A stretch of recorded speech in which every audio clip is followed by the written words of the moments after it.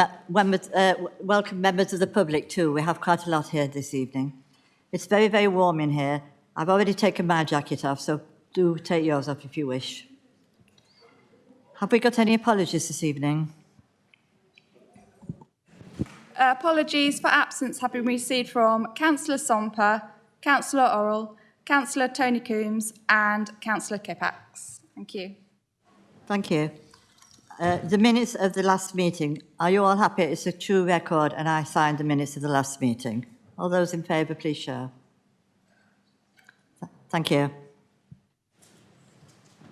Item 3, any declarations of interest? No, thank you. Oh, sorry, I didn't see. Hard look around there. Thank you, Madam Chairman. When we get to the item on QE Leisure Centre, I need to declare a disclosable pecuniary interest because my wife works within an issue. Thank you. Thank you. Are there any more declarations of interest? No. Item 4, the Chairman's announcement. I've got the sad news to report the deaths of Honorary Alderman John Torrey, formerly of North Dorset District Council, and Jess Nagle, formerly of Weymouth and Portland Borough Council. And I'd also like to say, most of you will know that Dorset has a wonderful youth council who does a lot of work behind the scenes to help us as council. And I'd like in future to have a short presentation from Dorset Youth Council at the beginning of every full council meeting, just to let us know what they are doing, because they do work very, very hard on behalf of the council. I hope that's okay with everyone. Thank you. Now we've got public participation. We have a lot of questions this evening. The first is submitted by Richard Lonsdale, who is not here this evening. I think you've all read it, and Councillor Ireland will read out the response.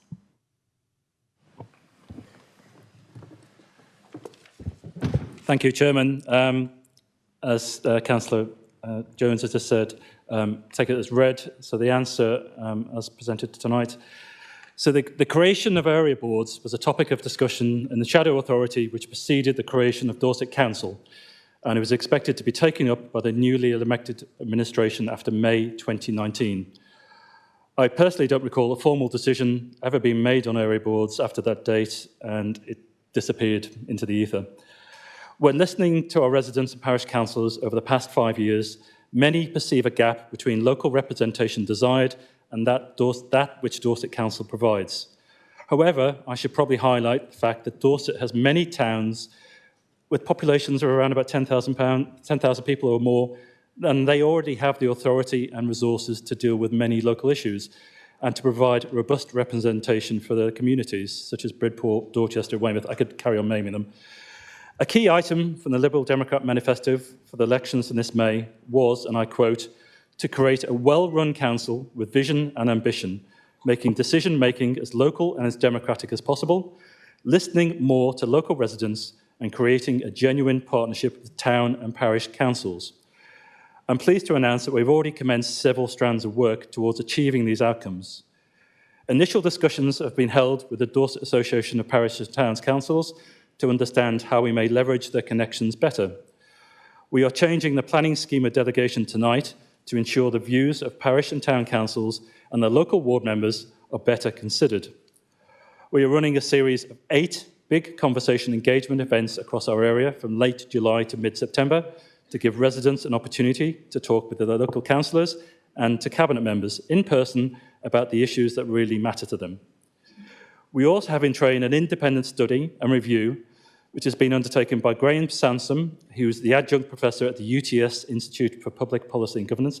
UTS is the University of Technology, Sydney, don't ask, and Dr. Graham Morris, who's at Exeter University. And their investigation is into the interaction of our larger parishes and town councils with Dorset Council. The report is due back later this year. And finally, we have in place a work stream to look how other authorities, both in the UK and elsewhere, collaborate more closely with our lower tier authorities and the residents for the mutual benefit of all. It's too early to give any definitive outcome, but it's probably fair to say that one model across the entire Dorset Council area probably won't work due to the differences and demands of our urban and rural communities. And instead, we're likely to end up with a hybrid solution. We do, however, have a pilot scheme for Sherborne and its surrounding parishes up and running soon, hopefully before the end of the year, once the details have been ironed out, and the outcome of that will be announced sometime next year. Thank you. Thank you.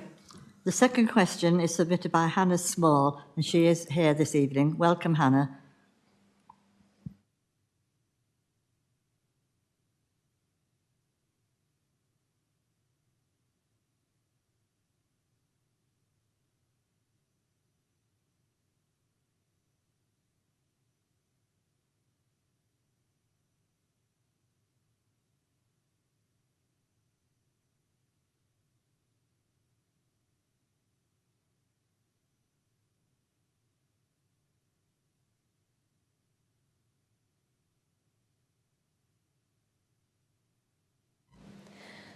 I am sure that the council members agree with Dorset County social care recommendations that to be more active with exercises and activities for well-being, that access to physical activity is paramount to keeping the population fit, physically and mentally healthy and able to work.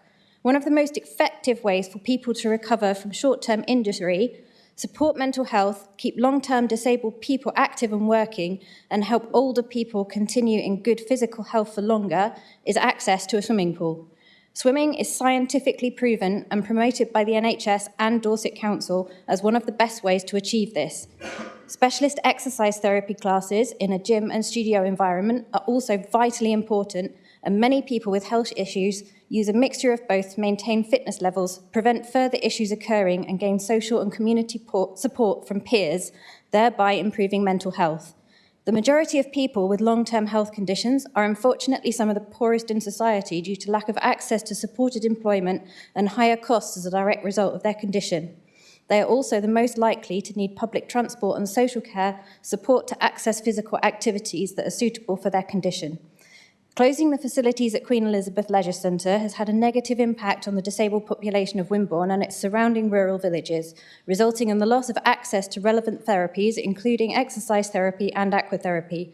There is no replacement service of the same accessibility and quality within a reasonable and affordable distance of QE Leisure Centre, and no rural public transport links for those who cannot drive due to ill health. Those that are available are oversubscribed and lack important accessibility features such as steps, ramps, hoists, changing facilities, and a multi-depth pool for deep water therapy. This has vastly increased the health inequality that is already a huge problem for disabled and older community members. It has increased the cost to social care, who are having to fund non-local therapies, and the poorest members of the community, who are having to find extra money to travel and access basic physical exercise therapies in multiple locations across East Dorset, Bournemouth, Christchurch and Poole, and into Ringwood in Hampshire. In light of the previous council's decision to close Queen Elizabeth Leisure Centre and the resulting health inequality for disabled and elderly people, does the council have a plan to address this disparity? Thank you for your question. It will be replied from Councillor Andrews. Thank you very much for your question. Much appreciated. I think we all appreciate the benefits of being active and how this can have a positive impact on our physical and mental well-being. As a council, we are particularly keen to ensure that we have an equity of leisure provision across the Dorset Council area and target health inequalities. Active Dorset's physical activity strategy, A Movement for a Movement, which was adopted by Dorset Health and Wellbeing Board last year, provides excellent guidance on how to build in activity in everyday life. Whilst we appreciate that the Council's decision to exit the management agreement and the new way in which the school is operating their leisure centre will have an impact on some, we are still fortunate to have access to 8 public leisure centres within this catchment area. All of these facilities provide GP referral schemes for those in our community that have health issues and may need additional support. The Council also commissions Live Well Dorset, which is free to all residents and offers help to anyone wanting to increase their activity levels, as well as advice on where to access activities. Thank you for that. The third question is submitted by Rebecca Legani. Welcome, Rebecca. that there is plenty of leisure provision within a 20-minute driving distance of Queen Elizabeth Leisure Centre. This raises concerns with the environmental impact this has and goes against government targets to reduce emissions. Furthermore, since the closure of QELC, other local fitness providers have been overwhelmed with the people unable to get onto now oversubscribed classes with waiting lists. Such lack of exercise provision will only impact on the NHS, Public Health Dorset and Council's adult social care. With respect to the 82 newly democratically elected council members, in comparison, we are presenting the largest ever petition submitted to Dorset Council with around 7,000 signatures from irate constituents opposing the closure of QELC, a facility that has served the public since 1976 and been at the heart of generations within our community. This petition is endorsed by our local MP. From figures obtained through the Freedom of Information Act, after much scrutiny, it is clear QELC was undermarketed and underpriced in line with other local leisure centres. And when considering the increase in population in the area, the largest conurbation, if this was managed correctly, QELC would have been in a much better position financially. With this in mind, will the newly elected councillors listen to the will of the people and agree to work with Initio, who have recently issued a statement requesting such, and the local community to find a way forward for a new leisure centre to be opened as soon as possible on the site of QELC? Thank you for that question. Councillor Andrews will reply again.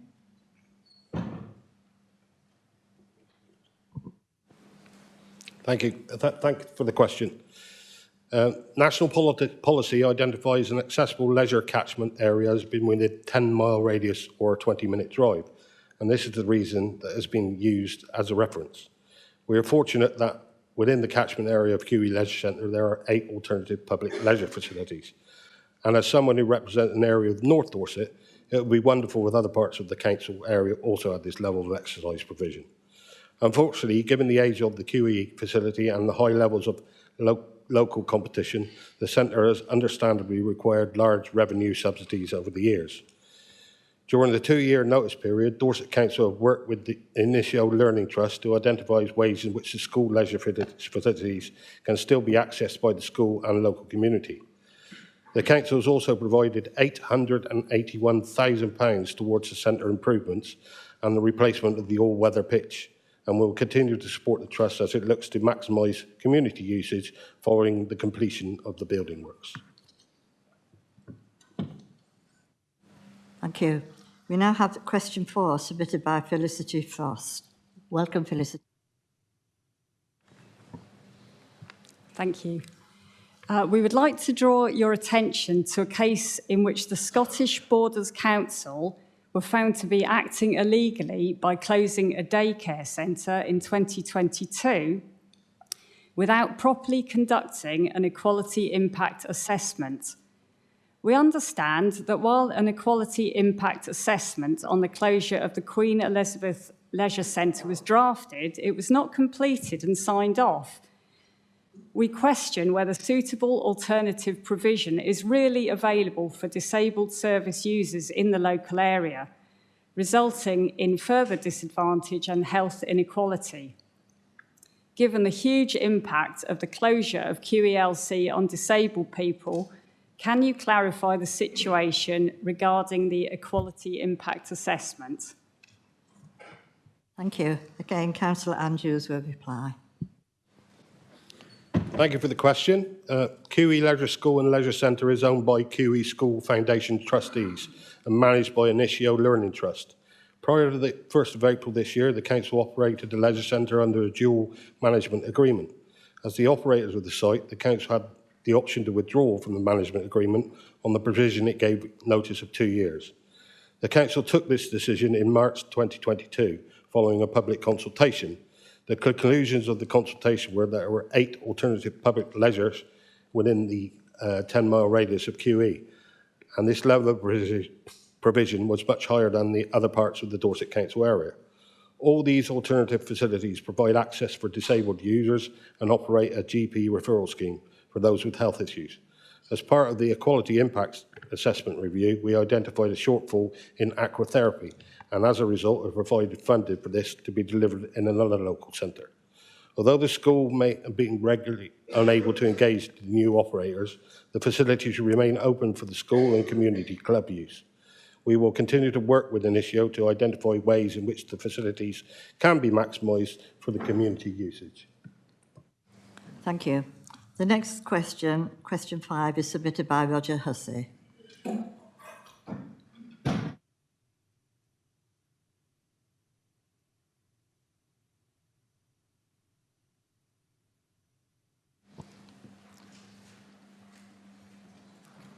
Welcome, Roger.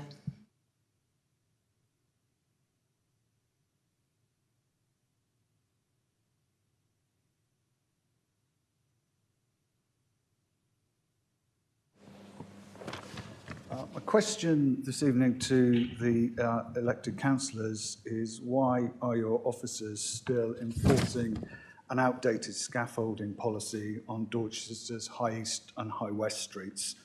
To give a little context to that question, we're a Dorchester-based architectural practice, and we're presently working on numbers 51, 52, 53, 57 and 64 High West Street, together with the Dorchester Museum and Art Gallery. All of these buildings are Grade 2 listed and sit within Dorchester's conservation area. With the exception of the museum, all of these buildings were once fine townhouses. For many years they've been offices, but now, the lack of demand for office accommodation in Dorchester is slowly returning to their original purpose, albeit apartments and maisonettes rather than grand houses.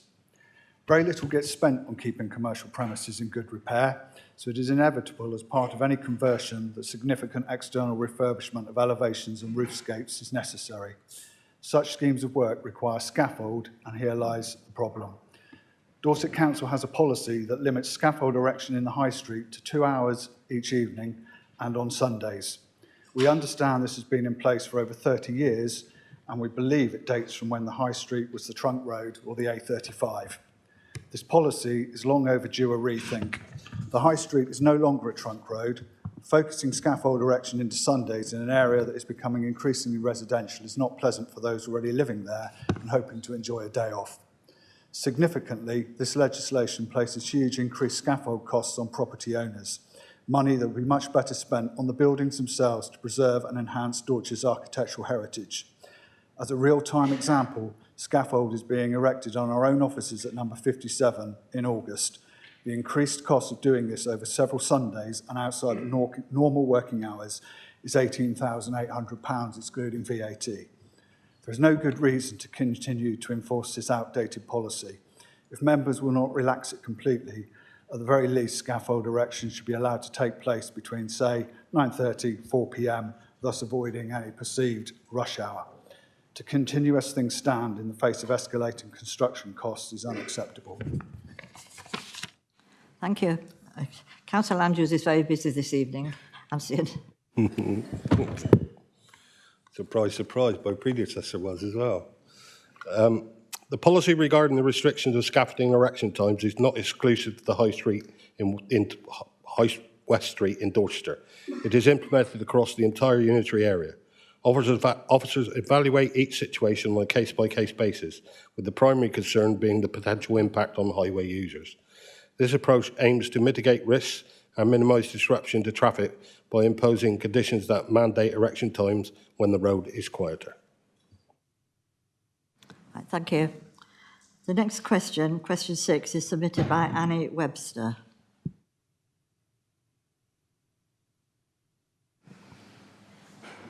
Welcome, Annie.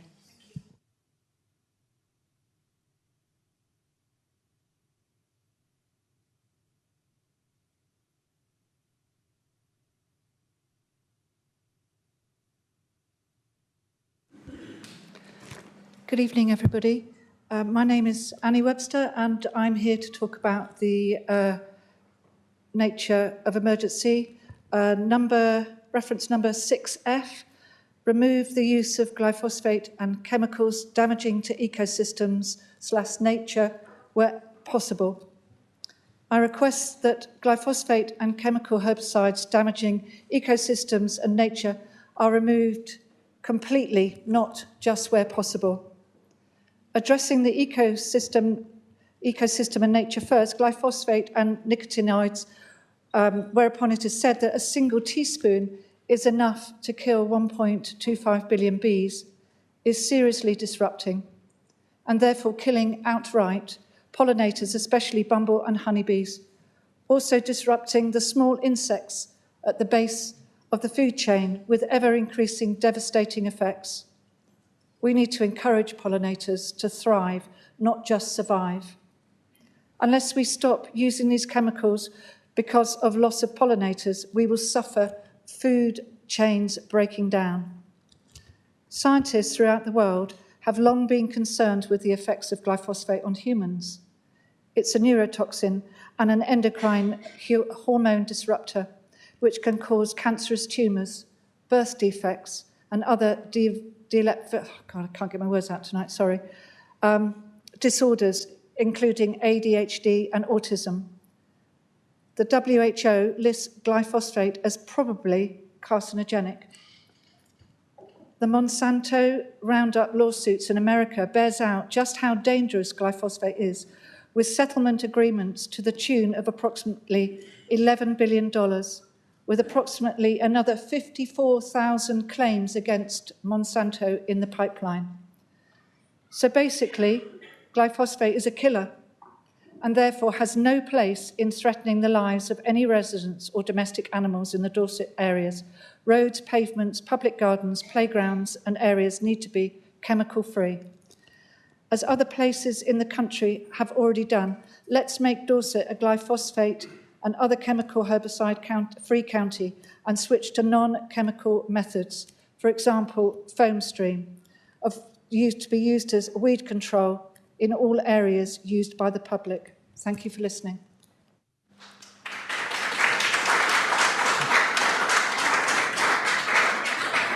Thank you. Councillor Ireland will respond to this after we've heard question 7, as it's very similar. So can I welcome Kaz Dennett on question 7?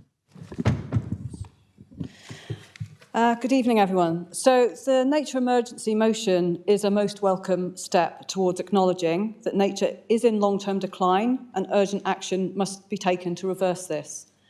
However, the motion proposes to continue use of glyphosate. Glyphosate is a non-selective systemic herbicide, known commonly as simply weed killer. Non-selective means it does not target specific species of plant, but kills all plant life that is in the spray zone. Section 6 in the motion lays out the goals for nature's recovery by 2030 and says remove the use of glyphosate and chemicals damaging to ecosystems and nature where possible. The term where possible is too open. It doesn't convey an ambition to prevent, reduce, restrict or control glyphosate usage. I contacted nature expert, campaigner and TV presenter Chris Packham for his advice, and he sent me this message of encouragement for Dorset Council. To the members of Dorset Council, I applaud that Dorset Council has a motion to declare a nature emergency using the right language at a critical time, a time when our wildlife locally and globally is suffering catastrophic declines. But to continue using glyphosate across Dorset's urban areas is simply mind-boggling. We know glyphosate-based products have the potential to cause significant damage to human health and to the environment. So why take this risk? Wilder urban areas are better for nature and people. Who can argue that our parks, streets and towns are only boosted by the presence of bees and butterflies? Chris says, I love Dorset. We've filmed many of the spring and autumn watches in Arne. Let's keep the buzz in Dorset. I urge Dorset Council to be an authority of action for nature and rise to the challenge by reducing and restricting glyphosate usage. Thank you. Chris Packham, TV broadcaster and environmental campaigner. So, to become a top performer in nature protection and restoration, I ask this council to commit to reducing and restricting glyphosate usage within agreed timeframe. I recognise this is a challenge. We all recognise this is a challenge. However, the nature emergency demands we change our practices because nature needs our critical care to recover and to restore good health. So will council members consider amending item 6F to reduce and restrict the use of glyphosate and chemicals damaging to ecosystems and nature? Thank you.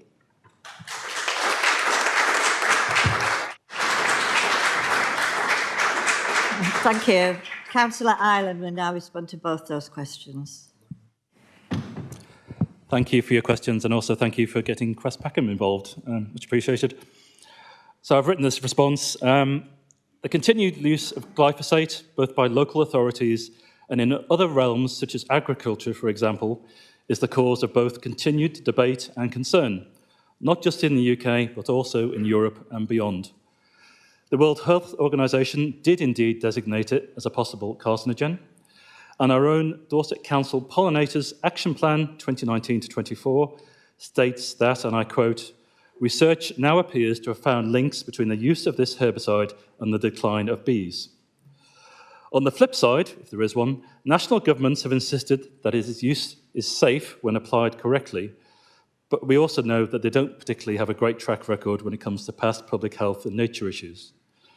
Dorset Council's existing use of glyphosate is minimal when compared to agricultural use in Dorset, where, for example, they spray entire fields to reduce weeds before they sow. However, that does not mean, as a responsible authority, we shouldn't seek to reduce or even eliminate its application. Our current deployment of the herbicide is essentially in spraying sealed surfaces, which is council speak for pavements and curbs, plus the very focused use on certain invasive species, such as Japanese knotweed, and others where the use of it is directed by Natural England to protect SSIs, and I'm very aware that is counterintuitive. We are working to reduce the use through various measures such as removing soil and detritus from sealed surfaces, combined with ensuring that when pavements and footpaths are replaced, the new surface is designed to be as weed resistant as possible. Many other authorities in the UK have banned the use of glyphosate, only to have to retract to a various extent. Brighton, Croydon, there's many examples. We won't issue a ban now because it is, for us, this is not simply practical, but please be assured that Dorset Council is dedicated to tackling both the climate and nature emergencies, and I'll be amending the motion later in this evening to more accurately reflect what Dorset Council is both doing now and, more importantly, committed to do going forward. Thank you for those responses. We now move on to statements. We have a statement that had been submitted by Ross Borwell and statement 2 submitted by Peter Webb. You have copies of these statements. They've all been read by you, and we do not read them out at the meeting, but they will be appended to the minutes of this meeting. So we might now move on to item 6, where we have a petition about the Queen Elizabeth Leisure Centre. I ask Steve Parler to present his petition to the full council.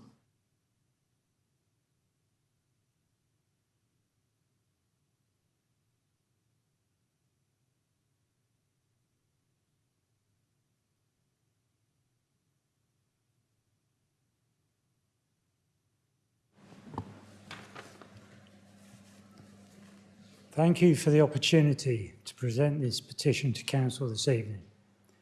We are concerned about the quality of your briefing notes and refer you to the initio clarification statement that deals with some of our concerns. The petition was set up to protest the proposed closure of Queen Elizabeth Leisure Centre in Wimborne, and we continue to campaign for the reopening of the centre. While collecting signatures, I've found that there is astonishment and dismay that it has come to this. We are grateful for the support of several local councillors and the new MP for Mid Dorset and North Poole. Wimborne is the 4th largest conurbation in Dorset and is growing rapidly, but has no leisure centre or swimming pool. With the growing population, the right management, promotion and perhaps a public cafe, a well-run health and fitness facility could be a profitable asset for the local community. Opportunities to market the centre were missed. Prices were kept the same for years. Run-down, dirty facilities and broken equipment meant it's not surprising that footfall decreased even prior to COVID. The closure of QE will increase health inequality as those with additional needs are particularly affected. The closure of the pool means disabled people having to drive, if they can drive, as far as Blandford to access a suitable, accessible pool.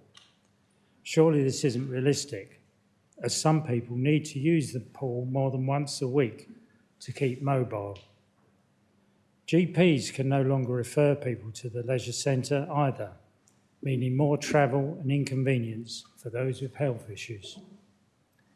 For the rest of us, being able to pop into the gym, use the climbing wall, unmatched as far as Southampton, go for a swim or take part in a class are things that we could enjoy and benefit from.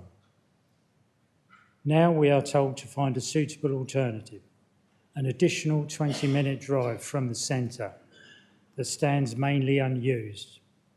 How does this line up with the climate emergency declared by the Council? For the carless, health inequality rears its head.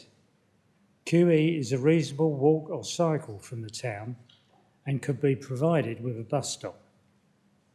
Our growing community with diverse ages and abilities could benefit physically and mentally at a reopened leisure centre. The community spirit was demonstrated in 1976 when the pool was partly funded by the people of Wimborne, who raised £7,500 by public appeal and sponsored events. This petition shows that the community spirit is still strong.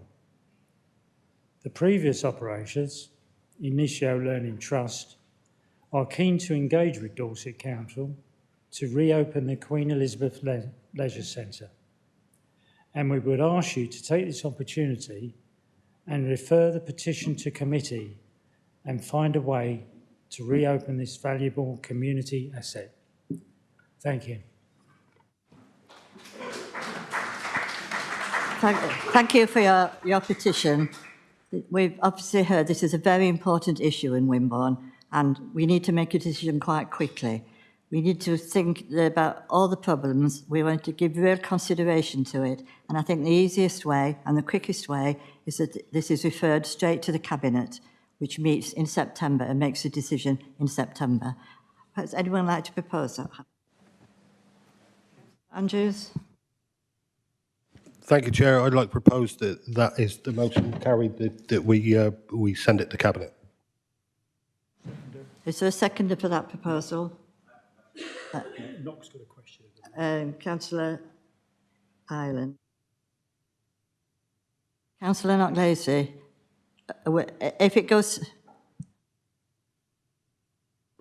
Sorry, could I ask why this is going straight to Cabinet and not being a task and finish group and any kind of scrutiny process to look at the decision to make sure we have the full facts, why it's jumping that and going straight to Cabinet? No issue with it. I just would like to see it run through the process.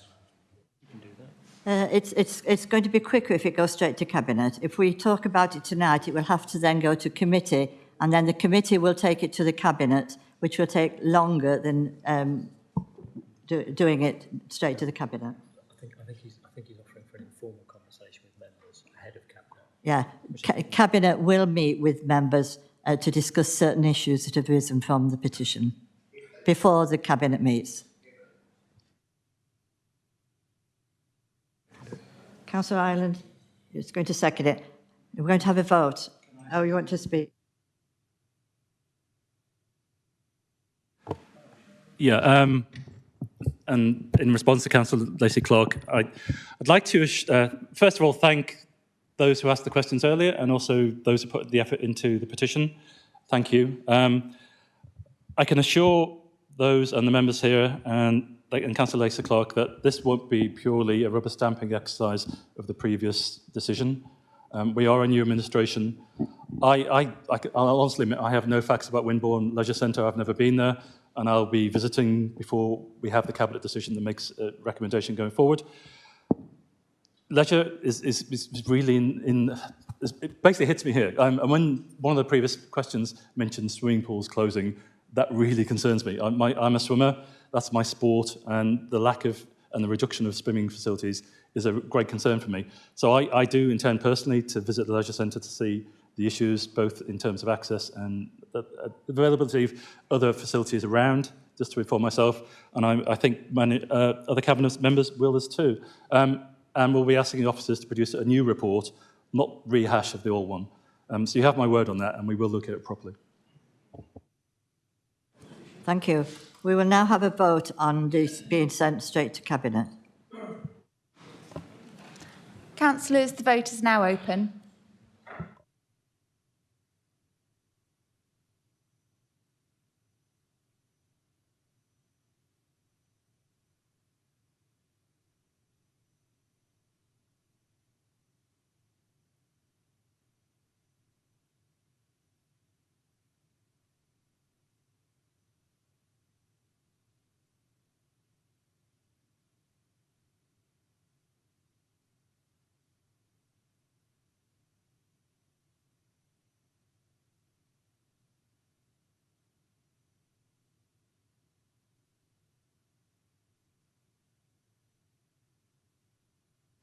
Councillor Furman, could you vote for us again, please? 36.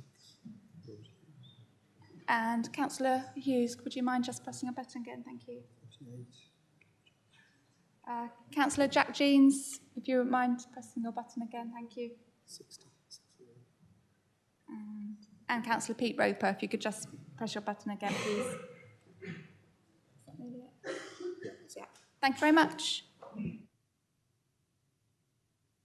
And the results of the vote are 54 in favour, 20 against and 3 abstentions. Therefore, the motion is carried. Thank you. So the petition will now go to Cabinet in September. Councillor.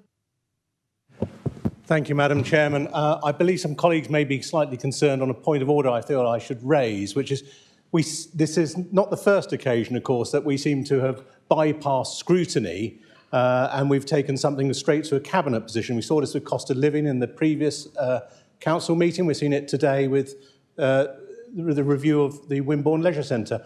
Colleagues who sit on scrutiny committees may well be wondering what their purpose is under this administration. If we could seek some clarity on that, because we seem to be avoiding our normal due process. Yeah. The reason we decided to send it straight to Cabinet was for speed. We wanted a decision on this as soon as possible. If it goes to committee, it will then have to go to a Cabinet meeting much later on. Maybe Jonathan would like to mention. Excuse me. Chair.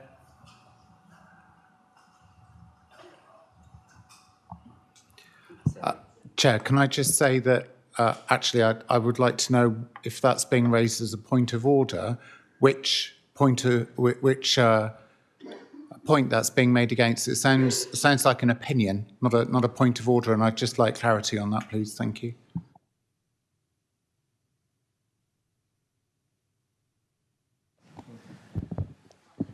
Chair, I take that as a questioning of the petition scheme and our application of it. But there is certainly no requirement that a petition should be referred to scrutiny ahead of any other committee or indeed cabinet, as in this case. So I do not believe that there is any question of the council not following its procedure properly. The petition scheme enables you to decide whether you wish to debate something on the night or whether you wish to refer it to the cabinet, to a committee or to a working group. And so it was perfectly in accordance with your rules to decide that this should be referred to the cabinet. I think Councillor Flower, did you want to say something? Thank you very much, Madam Chairman. Well, I'm going to express an opinion because that appears to be what we need to do this evening. Speed should not trump good governance. And, you know, we have an Audit and Governance Committee in this council, which Gary, myself and many others in this chamber across party have a duty to ensure the good governance is maintained. And we shouldn't be trumping it just because it's expedient to rush something through. We should respect the structures and the governance of this council at every opportunity. Thank you, Chairman. Councillor Weller.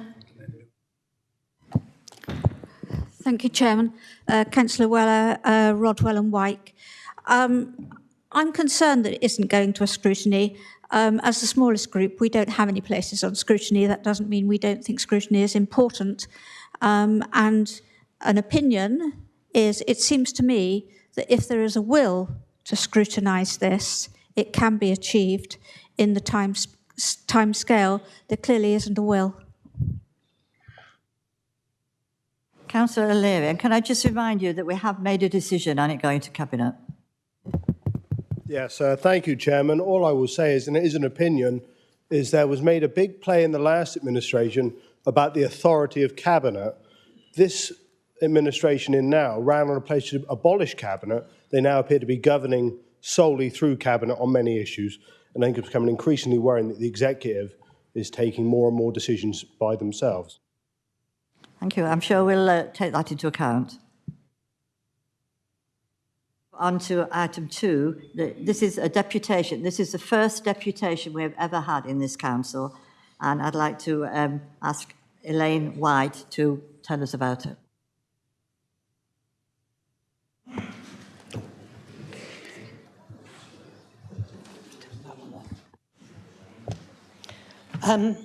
Hello, I'm actually not Elaine White, unfortunately.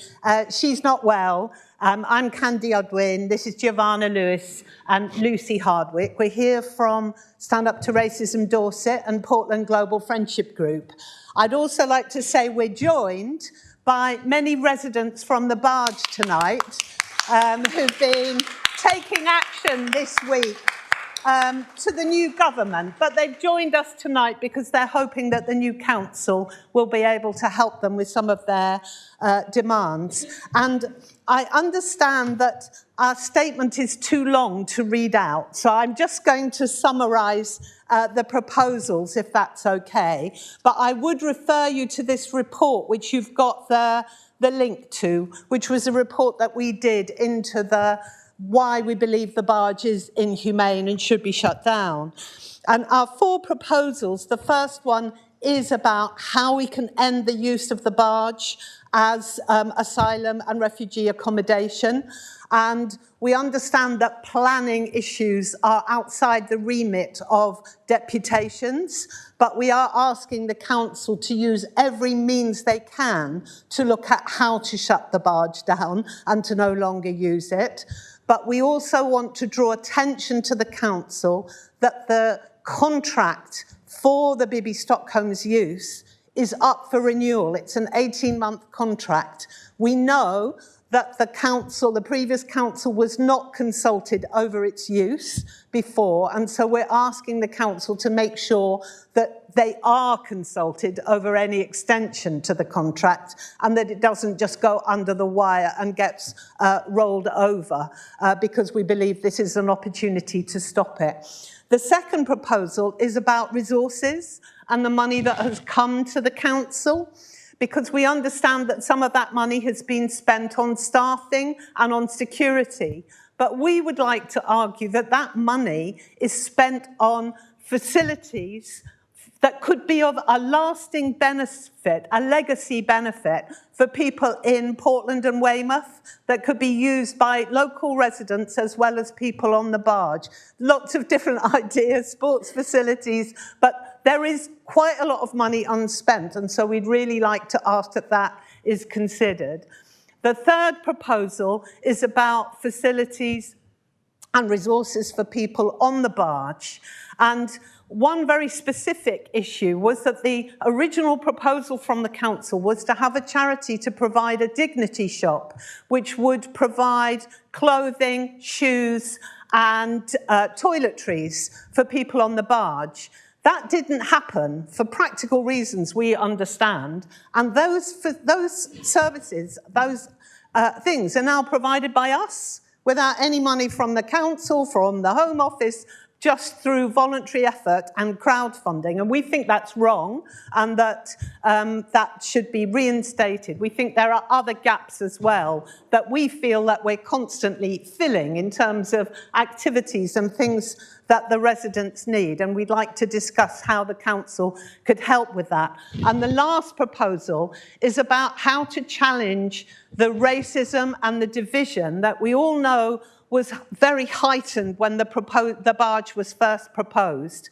We feel proud that we think we've helped play a role of undercutting that and trying to show that the refugees are welcome in Portland and Weymouth, but that has not ended the kind of racist misinformation and targeting of the refugees and some of the myths that go around, horrible myths. And some of our volunteers actually have also been targeted, even to the level of the police having to get involved and to arrest people who've been involved in that kind of racist name-calling. So we'd really like to ask the council to play a role in that as well, and not leave it to us to do that. And we feel that would really help, both in terms of activities, but also in making public statements that refugees are welcome and countering some of the myths that the racists are putting forward. So thank you very much. Thank you. Okay. Thank you for your statement. I'm going to ask Councillor Ireland to respond. Yes, thank you for your attendance. As Councillor Jones has said, this is the first time we've ever had to deal with a deputation, so congratulations on being the first. So thank you for coming as a deputation to Dorset Council meeting this evening and for telling the Council about your concerns and your suggestions. As I've just said, you're the first deputation. I'll skip that bit. Dorset Council remains opposed to the use of the Bibby Stockholm Barge. We are also opposed to any extension of the contract between the Home Office and Portland Port, and we will use the opportunity of both a new government and a new local MP of the same colour to pursue our opposition.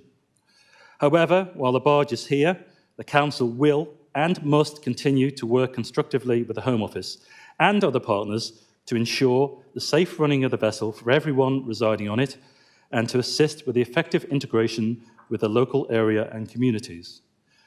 With appropriate council officers, I would like to meet you to discuss your concerns and proposals. I welcome such a conversation and want to continue to find a positive way forward. In the meantime, the multi-agency forum, consisting of representatives from all agencies, including local councils, Dorset Police and the NHS, and chaired by Dorset Council, continues to meet regularly and provides a constructive way to engage and influence Home Office management of their project. The Community Impact Group, also chaired by Dorset Council, meets weekly. Any issues raised at these meetings are discussed with solutions identified and appropriate action taken.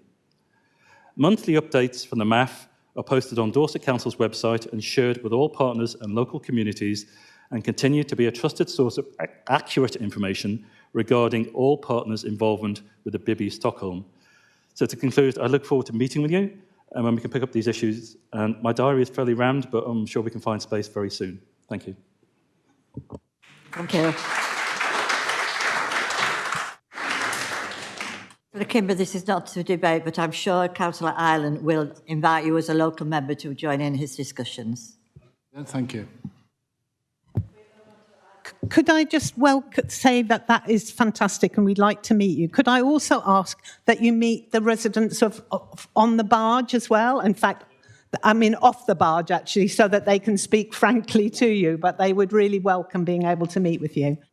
I'm sure it will happen, and thank you for your deputation.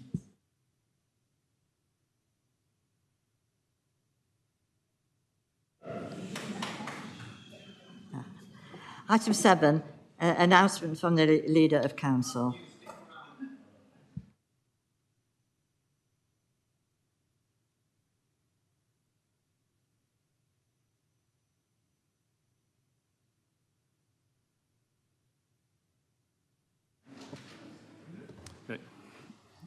Thank you, Chair.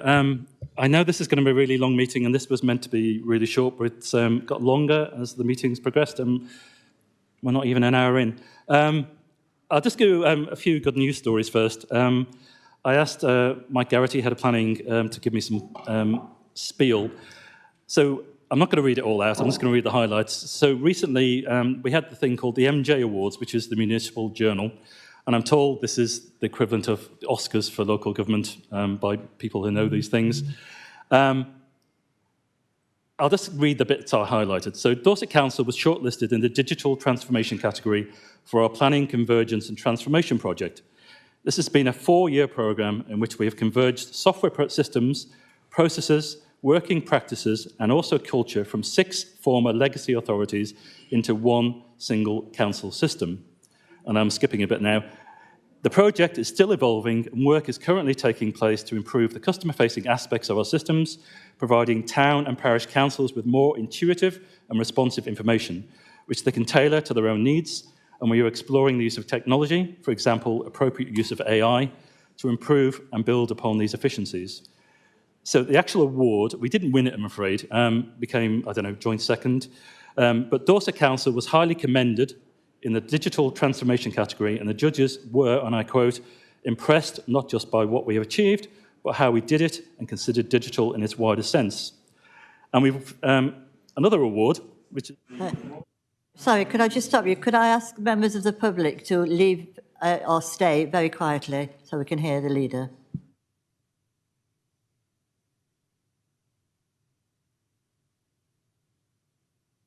Where'd that go?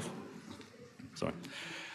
So we were also nominated, actually shortlisted for the Local Planning Authority of the Year Award in the Southwestern Royal Town Planning Institution's 2024 awards.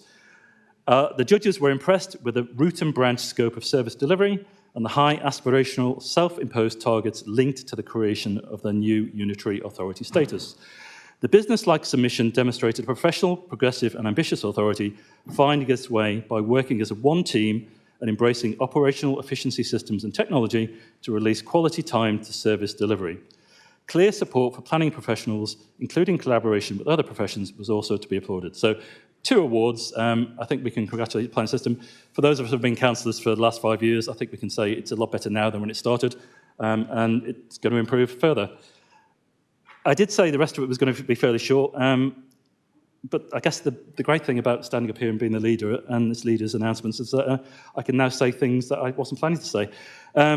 So in response to some stuff in the chamber recently, very recently, it's probably worth pointing out that the car parking charge petition, which was the first petition received by Dorset Council, that went straight to Cabinet under the previous administration. A much depleted number are in the chamber here tonight. And it's probably strange that should be forgotten, but I'll put it down to trauma after the election results in May and June. With respect to the Queen Elizabeth Leisure Centre situation, the reasons why questions were asked tonight and £7,000 people signed a petition is because, let's not forget, the previous administration made the decision to withdraw the support and funding, so it's a bit rich being criticised when we've given assurance to be looking at this decision afresh. Short-term memories. And also, Councillor Leary is completely mistaken in his assertion that we promised to abolish Cabinet. We did no such thing. We promised to work differently. I have the manifesto in my pocket. I carry it every day. We did no such thing. And finally, I was going to talk about devolution. I'll add a few other things. We had the King's Speech. We have a news government. I guess to summarise the King's Speech, there's lots of detail we haven't got. Labour's keeping promises they didn't make. Planning is suitably vague. The 2-child benefit cap was retained. It's a Liberal Democratic policy to get rid of it. And this council voted fairly recently that Matt Prosser would write to the government and ask our MPs, and they did, some of them, to abolish it. So Keir Hardie's probably turning in his grave. It didn't mention much about adult social care and the demographic time bomb. I think a Royal Commission was mentioned, pushing it down 3 years or 4 years. The government needs to get together with Lib Dems, with the Conservatives and all the other parties in Parliament to actually come up with a solution to funding adult social care. And the final thing I mentioned is devolution. So that was mentioned yesterday. I received a letter. In fact, I received 2 letters from Angela Rayner on Tuesday morning. Essentially, they were to leaders of authorities which don't have a devolution deal. We don't have a devolution deal. Councillor Spencer Flower involved himself in initial in conversations with Somerset, Wiltshire, Swindon, North East Somerset, I'm guessing, BCP obviously as our nearest neighbours, and it's sort of got put on hold because of obvious reasons, new government, elections and things. Essentially, the letter states, and I'm reading between the lines, but it's pretty clear that if you're not in a devolution deal, if you're at a table, you probably get the crumbs.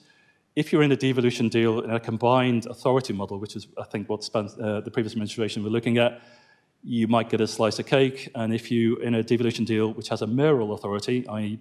a figurehead above it, you'll get the full cream tea. It creates problems for us because time has moved on already Somerset have a level 2 deal on the table, which was being vetoed by an MP in their area who no longer has his seat. So there's a possibility that Somerset may go it alone. Devon are already involved in discussions, so Devon County Council with the lower tier authorities are looking at doing a devolution deal, bizarrely excluding probably the most profitable industrial area of Devon, which is Plymouth, who are also going alone. Torbay are going alone. Cornwall, obviously there's Devon in between. They've already rejected having a deal through a referendum. So the pool of people we look to talking to is fairly small at the moment, but reassured that we are talking to them. Well, we haven't done yet, but we've arranged the meetings and they're in the diary next week and the week after. And we'll be exploring all possibilities. But regardless of your views on whether devolution is good or bad, I think the steer is from the current government that if you're not going down that route, you can expect much reduced funding. And I'm sure the members here agree that we definitely need funding, and I'm looking to Gary Suttle to nod and agree. So those conversations will happen, and you'll be updated. There won't be any secrecy. We'll update you as and when it happens. There's a deadline of September for initial discussions, which is seriously tight with holidays and school holidays, but that's it. And I'll end there, and I'll accept any questions.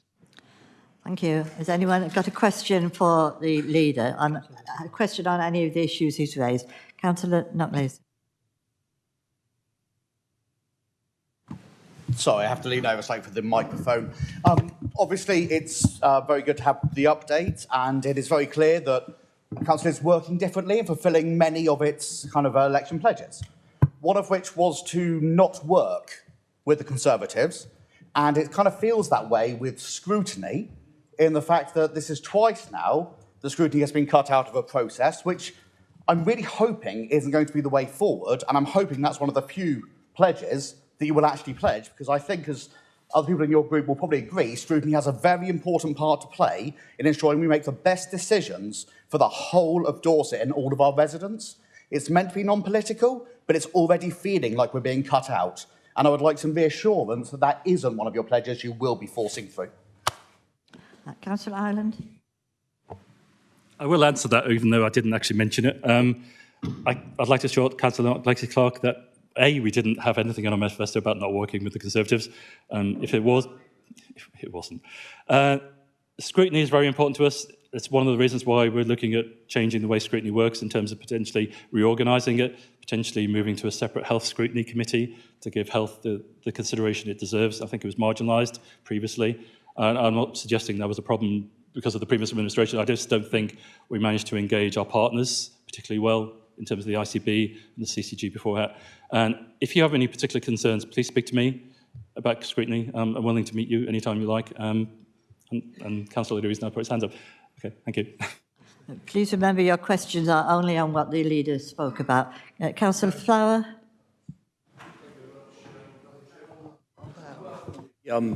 Involvement of the leader in the devolution conversation. I think the biggest barrier to devolution spreading across the country like it should do is the insistence by the previous government on mayoral models being the preference. I think it's fundamentally wrong. I think mayoral models put too much power and responsibility in the hands of one person. I'm very much of a believer of the collective responsibilities like we have in this chamber. We've got an administration, but we've got an administration which we can challenge. We can work in certain aspects of our policy making. But picking up on the point about Cornwall, the referendum in Cornwall rejected the mayoral model. It didn't reject devolution. And I think, from memory, they're looking to get them pulled together some sort of level 2 deal. I like level 2. I think it keeps that responsibility in the partnership councils, whilst at the same time attracting inward investment and devolve powers that we haven't currently got. Thank you. Thank you. Thank you for your contribution, Spencer. The Cornwall issue is a problem because the letter states, and I think I'm quoting accurately, sensible economic geographies. So if we've got Devon disappearing off into wherever path they're going, it's not really sensible in terms of a geographical. I don't know what economic geographical means particularly, but having a very large county detached apart from, from our border, I don't think works, to be honest. Obviously, we're going to be in discussions with Devon going forward I don't know how far down the line they are, and there is a deadline, so they may feel that they need to go ahead with what they've already decided. I don't particularly think devolution is the right solution to address what is basically lack of funding for local authorities. The mayoral model, in my mind, is it's associated with place. So, for example, it probably makes perfect sense for London to have a mayor. It makes probably perfect sense for Manchester to have a mayor, because Manchester, as we see Manchester, is actually a collection of local authorities. It's Manchester, Salford, and all the surrounding towns. We look at it on a map and we say it's Manchester, because they all speak with the same accent. But okay, maybe they don't. Mayors are associated with place, and so if you think of having a mayor devolution deal, how do you phrase that? Is it a mayor of Wessex? We have a mayor of Dorchester here. Several members of the chamber have been mayor of Dorchester. Several members have been mayor of Weymouth. For those of us older than us, we remember the mayor of Trumpton. But it's associated with a place, and it doesn't really work, as far as I can see, with our geography. So we obviously have to look at all options, and I also agree that I think having a mayor is probably a lack of democratic involvement. You've got some person taking a decision, and I actually regard the whole process as actually taking power away from local people. It's to make it easier for governments to talk to one single point of contact, and they pass out the money how they deem fit. That's probably said. Thank you. Now, Councillor O'Leary. Yes, thank you. I must remind the Leader of a motion he put forward in July 2021 calling for the scrapping of Cabinet and the replacement with a committee system, which was backed by 4 other members of his Cabinet. What's changed? Is it now the fact you're sat there or not sat over here? Councillor Ireland. I don't deny that, and at the time we thought it was the best model to work. What you said was that it was in our manifesto. It wasn't, and there you go. Councillor Legg.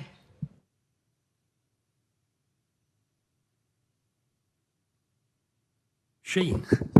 Can I echo what Spencer has said this evening, and also to welcome actually what Nick has said in response. Can I ask you, this has to be a question, not a statement. Yeah, I'm getting, do you want a question or do you want a question, please?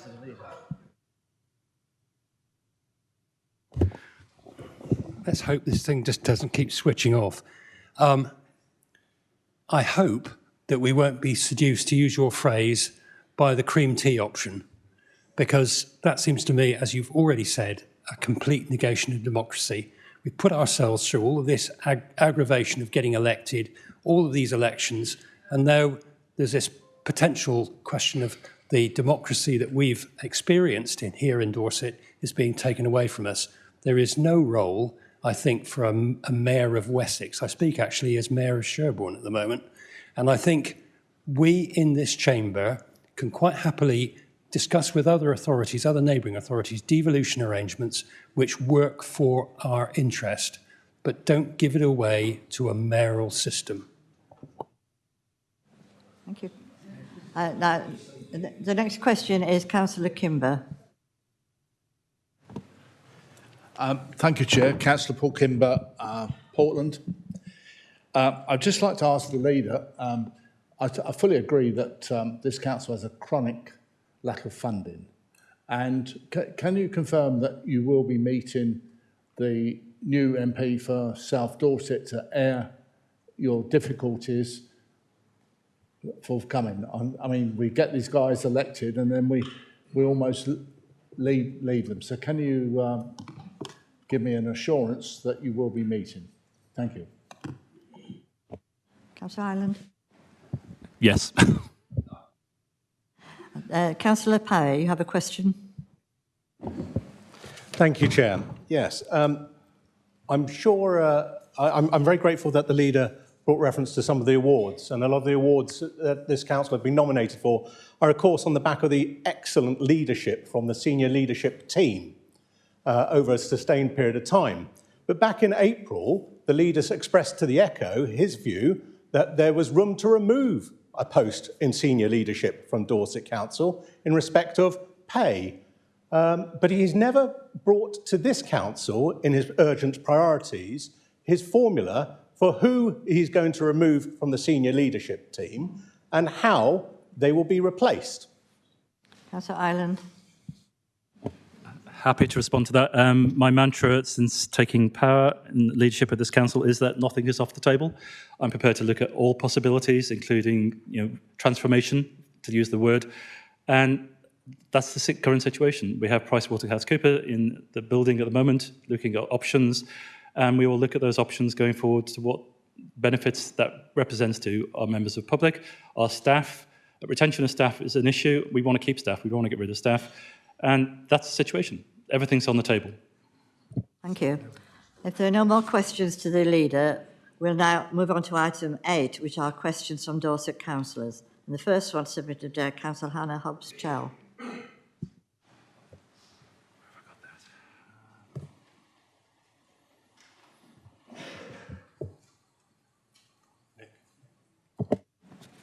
There we go. Thank you. Councillor Hannah Hobbs-Chell from Ferndown South Ward. The Ferndown Regeneration Plan was signed off in January 2017. We have since been successively promised funding and delivery on this, and social media posts and news reports have gone out as such, but to date we have had no progress. The plan of 2017 is now outdated and not fit for purpose, and arguably became so 6 months after formal adoption, due to a large part of the land being sold to Torbay Council in August of 2017. Please can Council confirm what funding, if any, is in place to bring this forward, and to work with the Town Council to develop a new action plan taking into account the revised needs of the town and its residents, and any revised budgetary constraints or opportunities. Question 2 as well. Certainly. Question 2. The TCF works, as agreed and signed off by the previous administration, have hit Ferndown hard, and residents have been subjected to a lot of disturbance from roadworks, etc. In particular, local businesses have been very negatively impacted, and it has caused business closures, most recently the fish and chip shop due to trading volumes. Businesses are reporting that they have not received any support during this time, either through compensation, direct consultation or business rate relief. Please can the Council confirm what business support has been offered or not, and can we learn from this for future so that we can support our essential businesses and commerce sectors in Dorset? Thank you. Councillor Richard Biggs.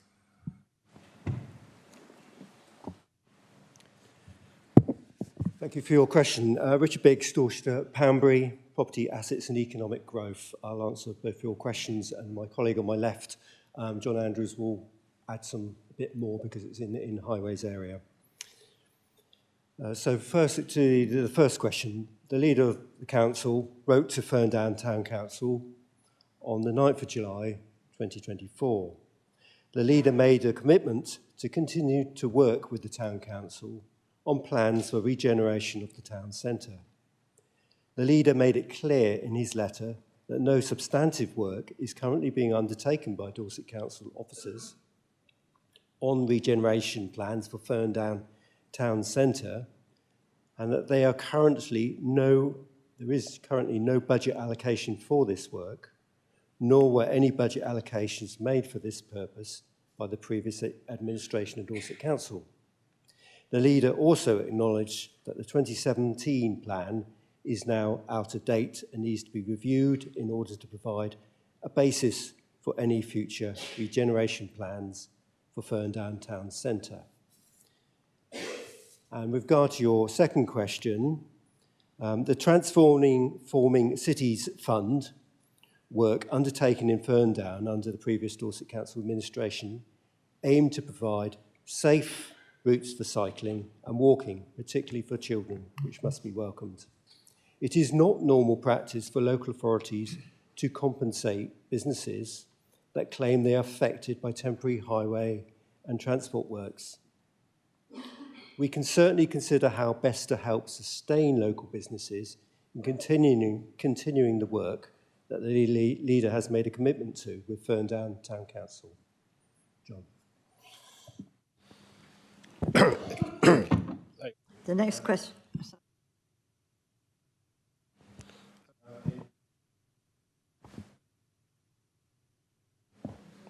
Right. John, you're early. We haven't had the question yet. Oh, you have to add it, okay. This concern relates to the works finished in November last year. At no point was the road fully closed except for 3 non-consecutive week-long periods overnight works, starting at 8 p.m. With only 1 lane closure, traffic management in place at all times, and numerous routes available for customers to reach the premises, works were completed on time and on budget. Disruption was kept to a minimum, and the residents and businesses were kept up to date throughout. National government legislation states that successive governments have taken the view that businesses should not have the right in law to any particular given level of passing trade, and that traders must take the risk of loss due to temporary disruption of traffic flows, along with all the other various risks of running a business. There is no statutory provision for compensation by the Highway Authority if any business is affected by roadworks. While we recognise that the economic challenges that all businesses have faced in recent years, Dorset Council remains confident that these works will be of huge benefit to the Ferndown in the future, both with helping ease traffic levels and providing new, safe and sustainable options for travel.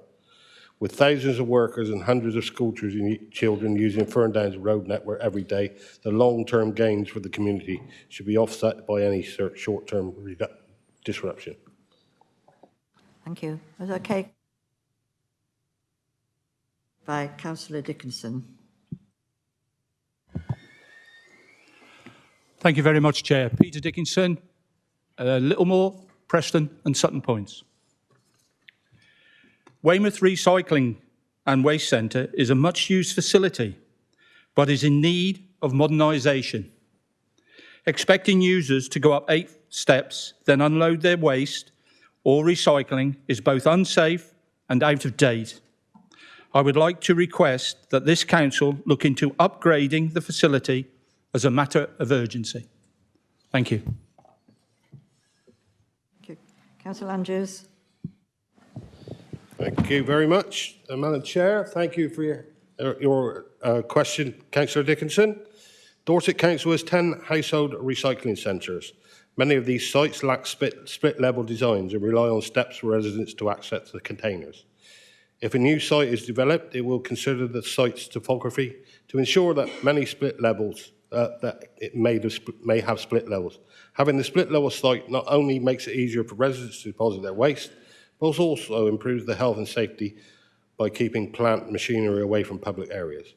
For existing sites like Weymouth that still have steps to access the containers, site staff assist residents needing help. If they don't, let me know. However, converting existing sites to split level would require significant funding and changes to planning conditions and environmental permits. The Council has limited resources to invest in a new HRC infrastructure. Therefore, sites that are most in need of modernisation have been prioritised. Currently, replacing the Blandford HRC and the transfer station is top priority. The Wimborne and Dorchester sites are also high priority for review due to space limitations and the inability to separate materials. Oh, hang on, just a little bit more. Materials adequately for recycling. Although Weymouth steps are less than ideal, it's not currently a site targeted for immediate action. Is that okay?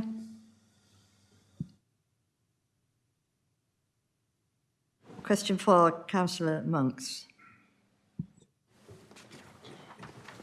Thank you, Chair. Councillor Craig Monks, Bedminster Ward. In a recent councillor surgery, a local resident in Bedminster asked me about the proposed actions this council, in response to the pledges made during the local and national elections, expressing keen interest in seeing a concrete plan to tackle the issue of pollution in the River Brit and West Dorset's rivers and seas. With this commitment to residents of Dorset in mind, the council would need to consider within its plans issues such as what legislation or other relevant powers it might intend to rely on to achieve its aims of cleaning up Dorset's rivers and seas, other organisations or stakeholders that the council would need to collaborate with to implement any such policy, projected costs to the council and a clear set of targets, including timeframes, to measure the policy's success. So my question to the council is, taking all of these points into consideration, can the council share with us what progress has been made so far to tackle this issue? And will this work be a standalone commitment or within the council's proposed nature emergency declaration? Thank you. Councillor Ireland. Thank you for your question, Councillor Monks. I've had a response prepared for me and added a bit extra myself. So the Council is committed to protecting and enhancing our environment and has declared a climate emergency. And there is a decision to be taken this evening about declaring a nature emergency. From the declarations, the Council will continue to deliver policies and actions that demonstrate our commitment. In relation to river and coastal water quality, our responsibility is limited as the regulator is the Environment Agency. However, locally, we have good working relationships with the agency and also with other stakeholders involved in protecting waters. And you may be aware there's some things called elections happening recently. So the Place and Resources Scrutiny Committee, and I'll double emphasise the word scrutiny, given Councillor Lacey Clark's mentioned comments before. The Council's Place and Resources Scrutiny Committee will be asked to consider this matter. They haven't actually met yet since the elections, and I'm sure they will invite stakeholders, including the water utility companies, to participate. From this work, I anticipate there will be likely recommendations with the aim of further protecting these vital resources. Thank you.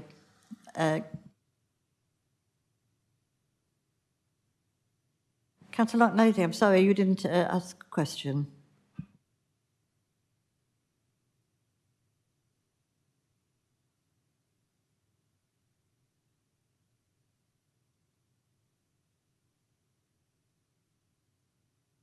It is not your question, so you can't ask for clarification.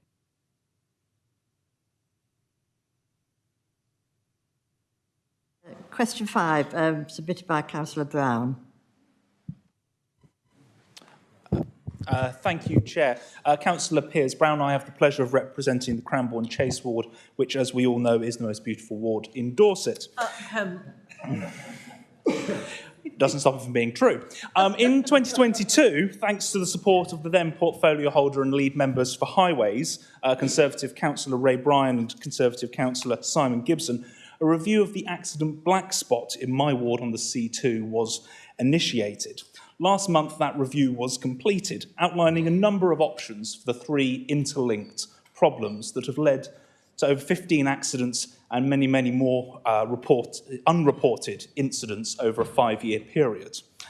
After meeting with me on site 2 weeks ago, could the portfolio holder outline his preferred options from the Horton Road Safety Scheme, including outlining the timeline for delivery and confirming that cost won't be the overriding factor in the decision-making process? Councillor Andrews. Thank you for your question, Councillor Brown. In response to the Horton Road Safety Scheme pre-feasibility report, I have asked officers to expedite a new and improved signage scheme at this location. This will be part of a phased approach which will allow us to monitor the effectiveness of these improvements over time, and if necessary, we will consider more extensive highway measures.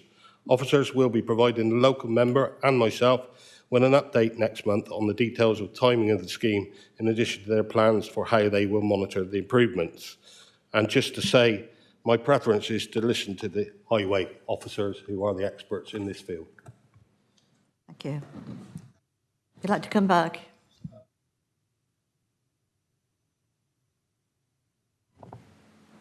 Thank you. I am tech savvy, I promise. I'm glad to hear that a data-led approach is going to be taken in the decision-making process. I think that ultimately being more business-minded as a local authority is a good thing. I am concerned at the lack of ambition that the cheapest option presents within the report, and therefore would the portfolio holder be able to confirm what level of reduction in crashes would be required for no further expenditure to be required on further solutions on that site? Councillor Andrews. I can't currently answer that at this present time, so I will get back to you with a written answer. Question 6 is submitted by Councillor Legg. Thank you, Chairman. It's at least a year since the unauthorised development of a coach park at Loscombe Cross in the parish of Bradford Abbas first appeared. The matter is of grave concern to both Bradford Abbas and Queenthorne Group parish councils because the access to the parking area gives onto the crossroads of the A30 dual carriageway, where there have been 4 fatalities in as many years, most recently on the 20th of February. I'm told that a planning enforcement case has been opened. On the 4th of January this year, I received an email from planning enforcement saying, I will ask the enforcement officer to provide updates should there be any significant changes to the enforcement case. To date, I have received no updates. Local residents are becoming exasperated at the lack of action when there is an obvious and continued risk of death or serious injury at this location by the unregulated use of this site as a coach park. Please explain in detail what action is being taken to bring this use to an end, with a specific timescale in which that will take place. Councillor Bartlett. Thank you, Madam Chairman. It falls upon me to give Councillor Andrews a rest.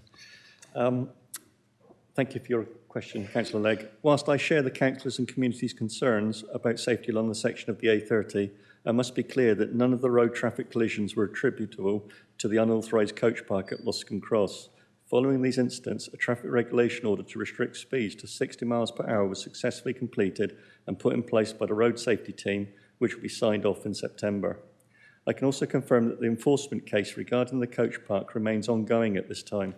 As with all enforcement cases, action should be proportionate to the breach and taken when it is expedient to do so.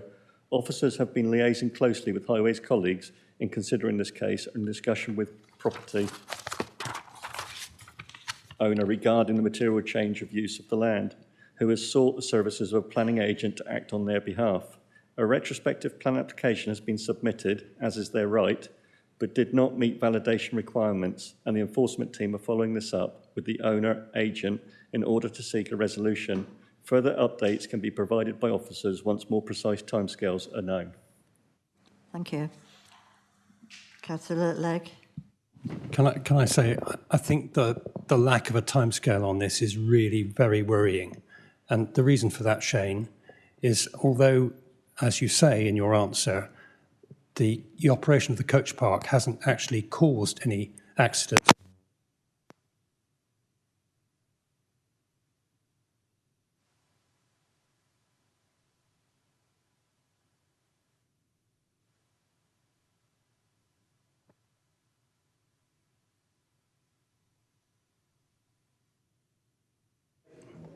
How about this one? No, that seems to work. While it's the case that the operation of the coach park hasn't resulted in any accidents itself, the accident which occurred on the 4th of February was a lorry carrying out the manoeuvre that all those coaches do regularly every day, and that resulted in a death. So that's what people are exercised about.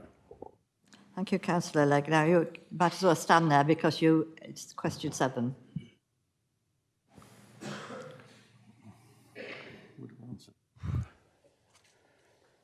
Okay.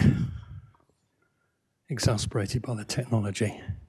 The ground floor frontage of a late medieval timber house is located on the corner of Long Street and Cheap Street, Sherborne. The structure was first listed in 1950, but has been neglected for many years and is in a sorry state of repair. Last week, the structure was damaged in an act of wanton vandalism. One of the oak panels was kicked in.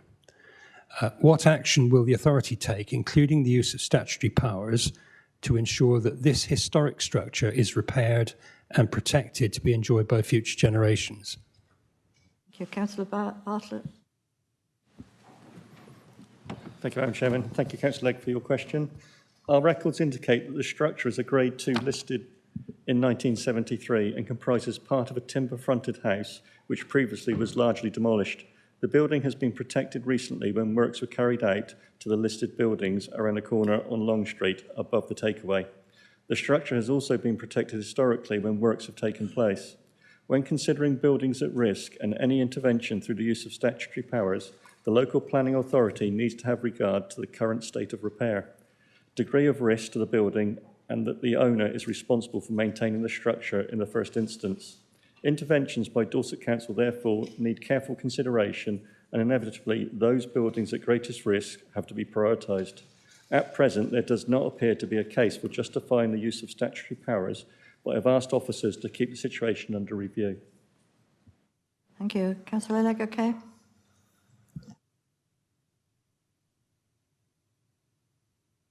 Question 8 submitted by Councillor Crabb. Thank you, Chair. The Barton Farm Estate in Sherborne, a development of 344 houses by Persimmon, is the subject of many failures of planning enforcement, incomplete roads, pavements and lighting, and breaches of obligations under the various Section 106 agreements. I understand, talking to colleagues, that similar problems have occurred on Persimmon developments in Shaftesbury and elsewhere. How many breaches of planning conditions, Section 106 obligations, and road-making agreements remain outstanding on Persimmon developments across Dorset? And please, will you list those estates? What measures will the authority be taking in future to ensure proper compliance by this developer with its obligations? And will that include ensuring that maintenance of public areas is under the control of residents, i.e. Thank you. Councillor Bartlett. Thank you, Madam Chairman, and thank you, Councillor Crabb, for your question. Dorset Council is aware of the residents' concerns over the Barton Farm. Officers from the Planning and Highway Authority have met with the developer, Persimmon Homes, to agree a way forward to address the ongoing concerns. These meetings have been very positive, and I can suggest that Councillor Crabb discusses the detail of his question with the Corporate Director for Planning.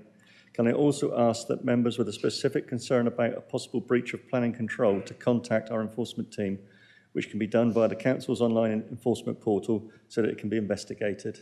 Thank you. Okay, Councillor Crabb.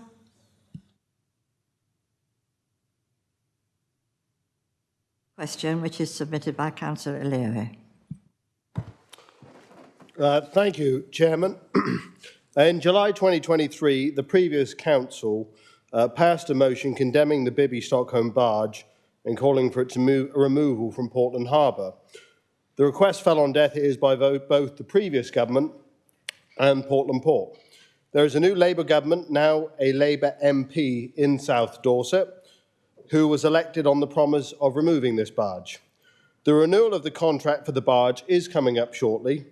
Therefore, will the council reaffirm its stance and once again call on this barge, which is a disgrace to Dorset and a blot on the Jurassic Coast, to be removed as soon as possible? Councillor Ireland. Thank you, Councillor O'Leary. The long answer to your question I've already given to the deputation, so apologies for the brevity of this response. The short answer is our position is unchanged from the previous administration, and I will be speaking to the new South Dorset MP, Lloyd Hatton, to see how he can assist us with our aims. Thank you. Okay, Councillor O'Leary.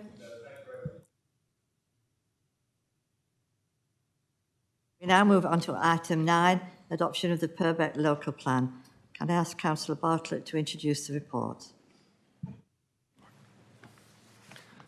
Thank you, Madam Chairman. This has been a long time coming for various reasons. So the recommendation is that the Council adopts a Perbeck local plan for 2018-2034 as part of the development plan for the Perbeck area.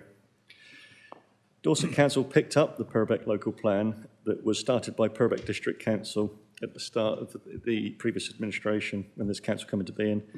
It has passed all the tests surrounding consultation and has been deemed by the Inspectorate as fit for purpose. It has gone through a rigorous due process and has been found to be sound. Failure to adopt tonight will diminish our housing supply with no 5-year land supply and leave the Perbeck area at risk of speculative development. So members, I urge you to adopt the plan tonight. Thank you, Madam Chairman. Is there a seconder for the proposal?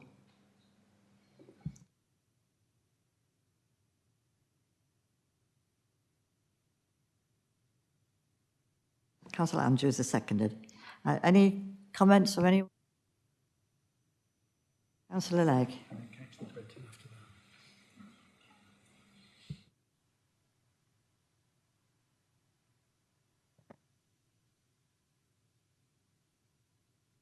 What are you doing up there with the microphone?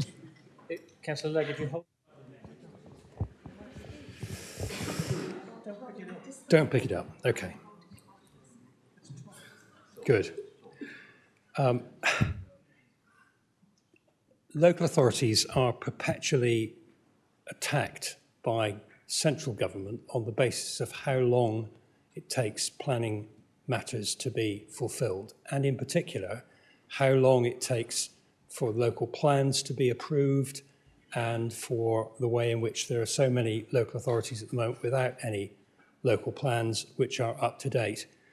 I'd like to know whether the officers could tell us whether 5.5 years is a reasonable time frame within which the delivery of this local plan has taken. And if not, if it's rather longer than it should be, then could we actually make sure that that is communicated to the new Member of Parliament for South Dorset, so that he can actually feed that back to central government? Because if central government are thinking about making changes to the planning system, that ought to be given as an example of the way things aren't working. Councillor Bartlett, would you like to reply to that now? Thank you, Councillor Legg. Thank you, Madam Chairman. Yeah, the reason for the delays are many and varied. I think it's on record as being the second longest period to bring forward a local plan, unfortunately. And it wasn't the fault of Dorset Council, the previous administration. It was a problem around changing national policy, chiefly. The goalposts kept on getting moved, and our officers had to contend with that. And we couldn't make a plan on past history. We had to deal with the current legislation as it was in place, and that legislation kept on changing. And that involved stuff around mitigation impacts and protected habitat sites, particularly relating to heathlands and nutrients into Bull Harbour. There was no issue about the public engagement, and as I said, the inspector had based their decision on current up-to-date legislation and guidance at the time of the decision making, not on that applying at early stages of the plan preparation. So it was really out of our hands as to why this has taken so long. There are other factors as well, which I wouldn't really want to go into in this meeting tonight. But thank you for your question. Councillor Benton.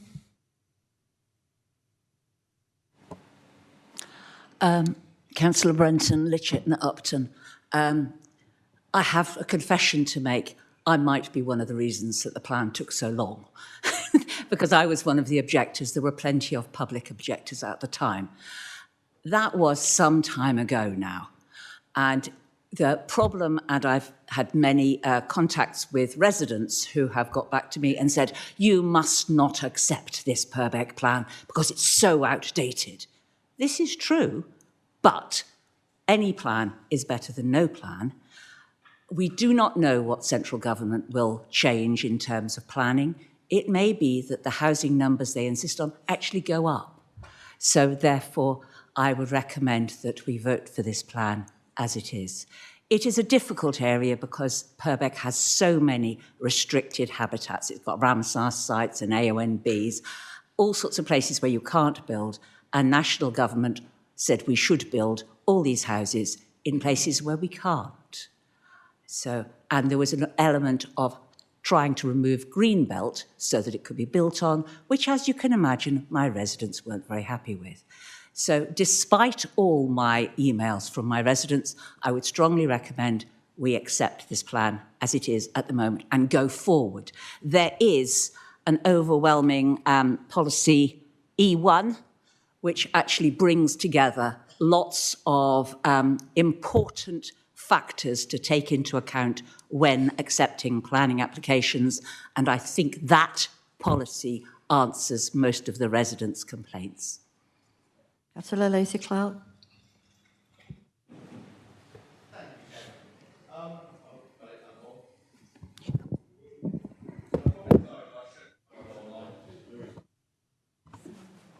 There we go, it's working now. Thank you, everyone.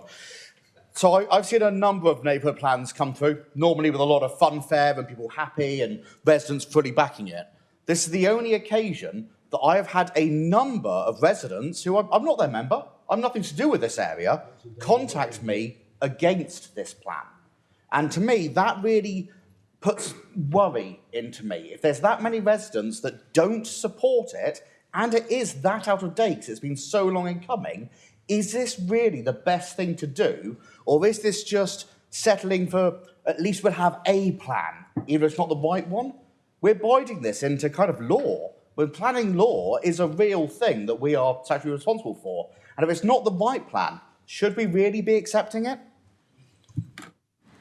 Right, Councillor Chide. Thank you very much, Madam Chairman, and I must endorse the most recent comments to the Council by Councillor Lacey-Clark. There's no doubt in my mind that this is going to go through, but that does not make this plan any more suitable than it was 5 years ago. And I speak as a former Perbeck District Councillor. Perbeck, even by Dorset standards, is particularly beautiful. And unfortunately, though, at the same time, it's quite small, it's easily accessed, and it lies cheek by jowl with the alarmingly expanding conurbation. In other words, it's particularly vulnerable to the steady tide of concrete, which has already had profoundly unwelcome effects there in recent years. The local plan system only varies the rate at which Perbeck's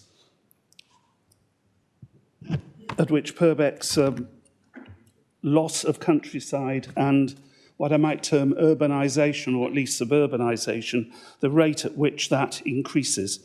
And the march of local plans of this kind carries only the certainty that its rural nature will be ultimately lost not very far into the future. And it's that which I'm seeking to protect and which I believe this council ought to be vigorously protecting. Now, especially when you remember that the effect of these local plans is cumulative in terms of building, you realise that the number of houses in the plan is far, far too high and should be reconsidered by the council. Outside demand for houses in Perbeck is unlimited up to the point at which it becomes no more a desirable place to live than those areas from which people want to buy houses in Perbeck.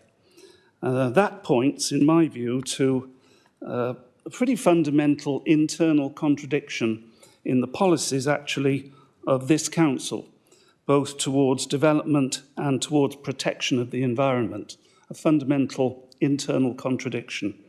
Now, I understand the old argument, and we've already heard it, and I'm sure we'll hear it again, the old argument that says that our resistance could mean that we would lose any control of development.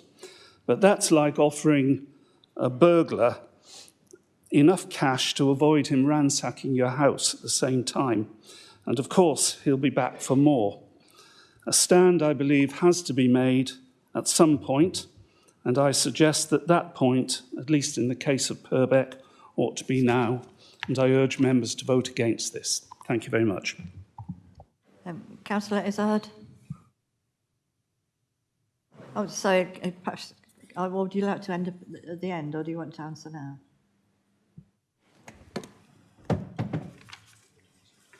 Thank you, Chair. I've had long... Sorry? Councillor Izzard, can you wait a second?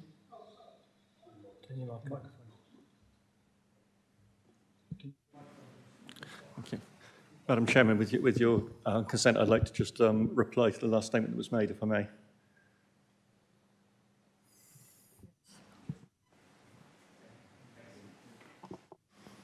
Okay, so I appreciate Councillor Tright's concerns, and being a local ward member, I would humbly remind him that the start of this Perbeck local plan was done by his district council. It was Perbeck District Council that initiated the start of this local plan. It was something that was adopted by the previous administration. It was Dorset Council and had to run with it because the plan was overtaken by LGR. What I would say is that to default on this plan would revert us back to the 2012 one, which is hopelessly out of date. It would then leave us with no 5-year land supply within Perbeck, and it would leave us open to speculative development, and the residents would not thank us for that. This is the most assured way of getting development in Perbeck where we need it.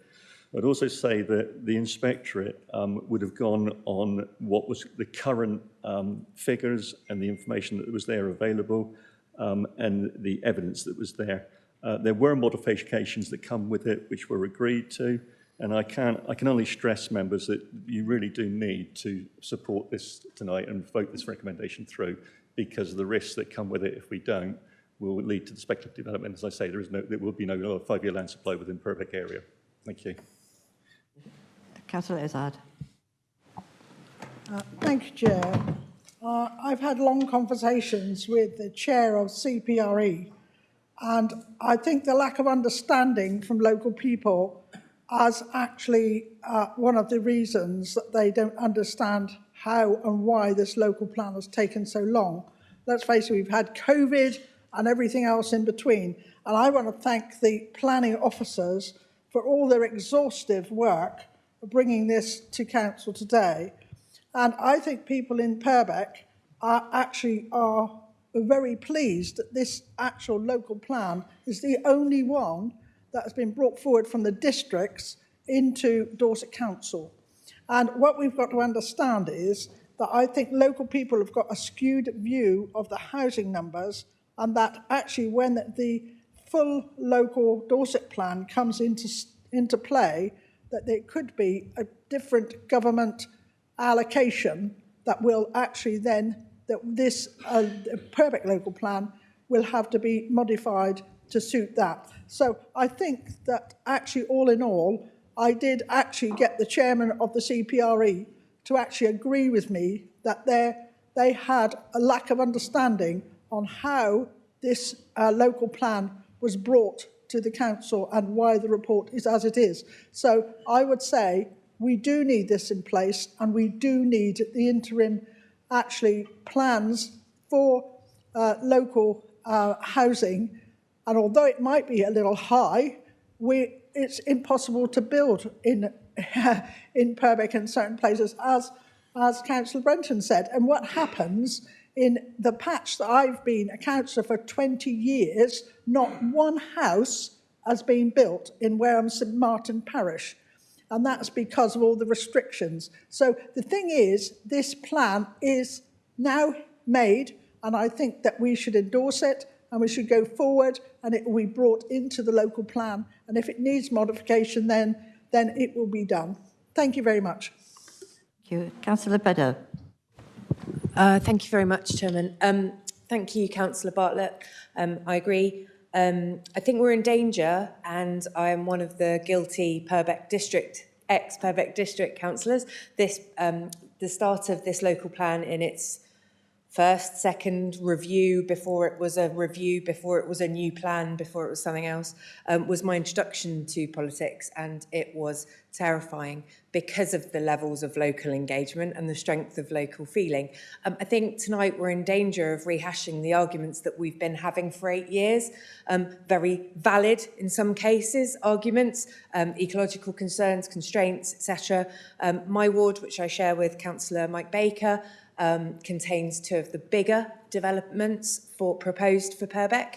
We were at a parish council on Monday where this was discussed, and actually, notwithstanding the huge amount of engagement and opposition from the public, there was also a recognition that the numbers had reduced quite considerably. There was a plea from this particular parish council, Wool, who originally were allocated 1,000 homes, now up to around 470, that is an acceptable number that we've arrived at through the democratic process, through engagement with our residents' parish councils. We finally got there.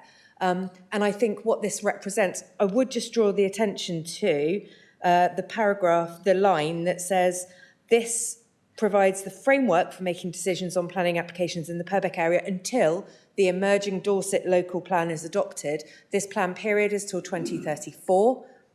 So 470 homes is a lot on my doorstep. It's right opposite my house. But is it a lot till 2034? And will the Dorset local plan supersede it? And will this new government make different choices? Yeah, and we could carry on rehashing the arguments we've been having for 9 years. But actually, a huge amount of work has gone into this. I believe it is sound. I believe it does provide us with a level of protection. And as a local member, I will be supporting it. Thank you. Thank you. Councillor Suttle.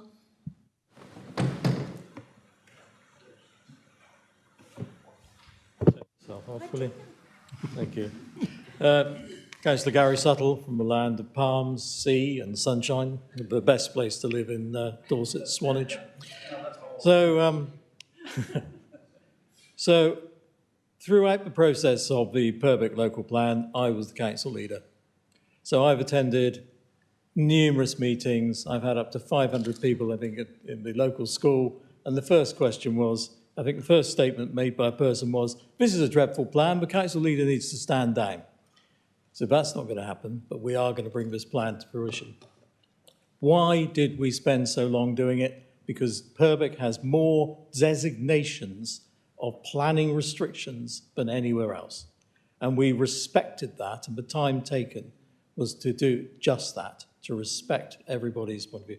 The public were against it because of the original housing numbers. We redid it. The numbers are much lower. Let me tell you a fact. Perbeck was granting planning permission at a rate per annum that is more than is in this current plan. We were actually building more houses than are in this plan. So everybody's saying it's a dreadful number, but in reality, it is a restrictive number. If you do not adopt this plan, you will not have a defence document to planning by appeal within the Perbeck area. And you will revert to a plan that is so old that it will have no weight whatsoever. This plan is the most important document that we will agree because it defends Perbeck. It defends us from having housing estates where places we don't want them. And this document, I have said in numerous public meetings, and in the end, I think the majority of the public agreed, but this was the only way forward. After all, this is a defence document, not for the council, but for the residents, and also for our planning officers to rely on when they are trying to defend the way in which planning is conducted within Perbeck. If you do not adopt this plan tonight, you will actually end up with planning all over the place, which is just what you don't want. So I'm asking you, as the ex-council leader and the very person who promoted this plan, passed it through Perbeck and took it to inspection, to pass it tonight. Thank you. Thank you. Sorry. Yeah. Thank you very much. Councillor Northam from Weymouth. I think Councillor Suttle's spoken very strongly there and I support everything. Sorry, I'm not going to stand, but I'll talk closer to the microphone. There we go. So Councillor Suttle has put forward a very powerful argument. I echo what he said there. And I'm particularly drawn by the housing section, with a housing need of 186 new homes per year. That's the housing needs analysis. The allocation of sites to deliver that, and the ambition that's shown in this plan of delivering 40% of homes as affordable homes on greenfields sites, and the recognition that building on brownfield sites is more difficult and only demanding 30% on those sites. And I'm also like the little bit that says for minor sites, they must make a final financial contribution. That's something which isn't in other local plans. So I would really commend this as delivering housing for local people. Thank you. Thank you. If there are no more comments, I will now put this recommendation to the vote.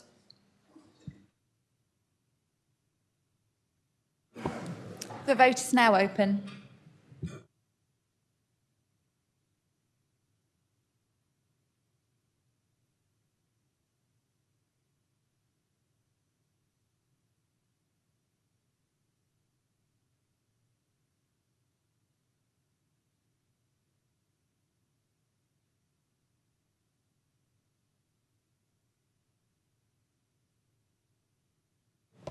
Councillor Furman, would you mind voting again for us, please? Thank you.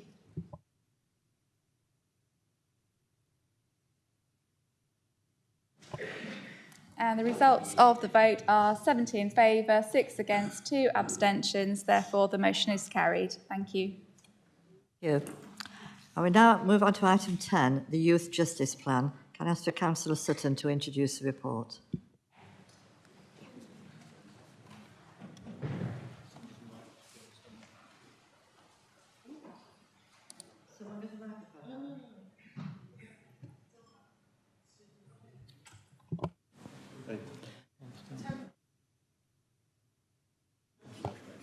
Gone again.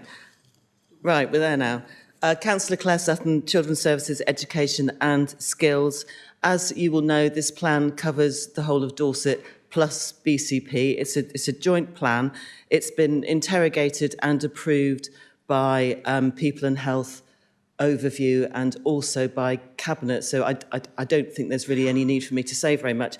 In fact, there's only one thing I want to say. There's 4 strategic priorities in here, and I think one of them actually covers all the other strategic priorities essentially, and that one is continuing to divert children from the formal youth justice system.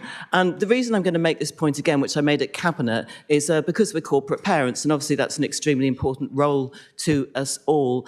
And the data over the last 14 months, that's March 23 to May 24, tells us that 20% of the first-time entrants to the youth justice system were children in care. So that's 20%, whereas they represent only 1% of our total population. And even worse, although the number of custodial sentences was very low, it was only 5.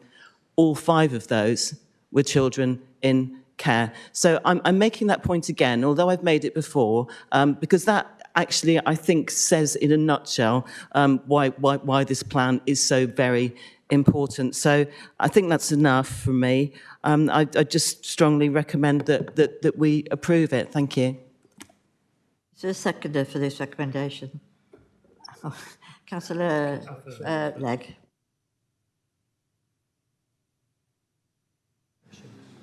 Well, we can now ask a question. Now we've had a seconder.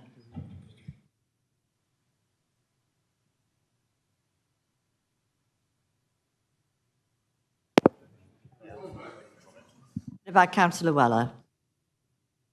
I'm not touching anything.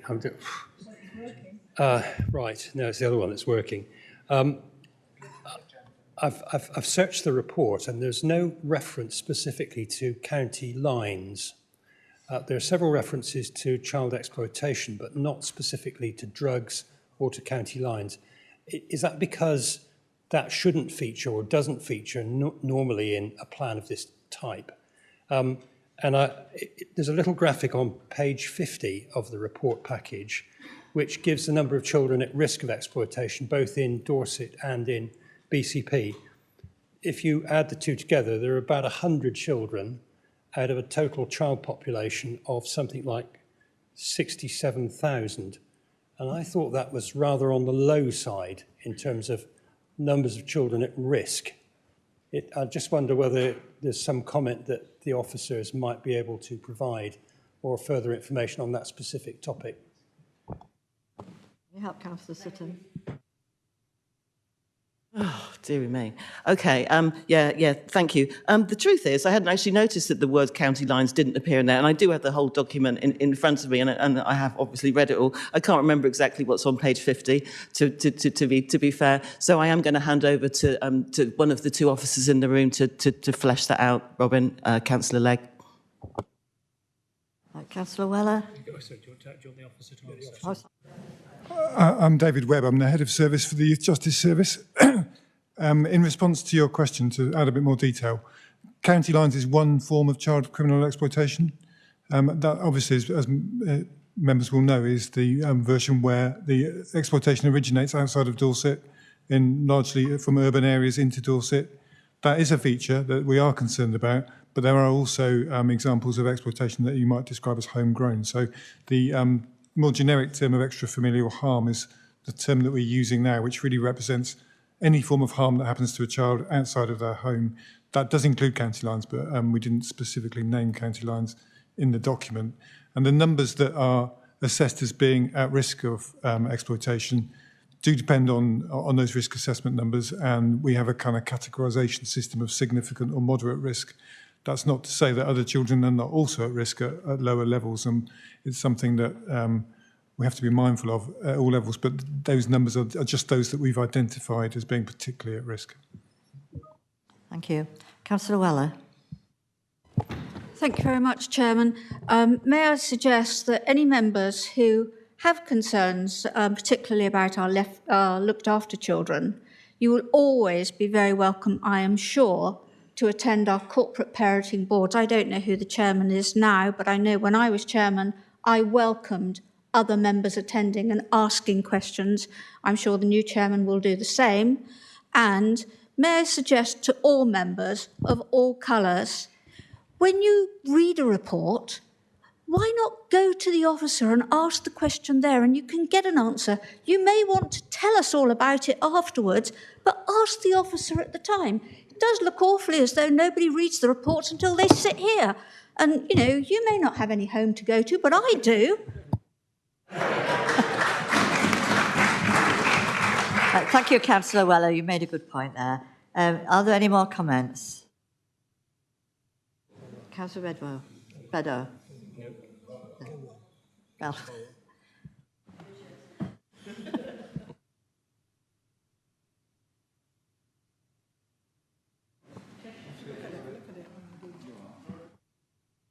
No? I'm chair of the Corporate Parenting Board, and I welcome any councillors that would like to attend. They're very welcome. If no more comments, then I'll put this recommendation to the vote.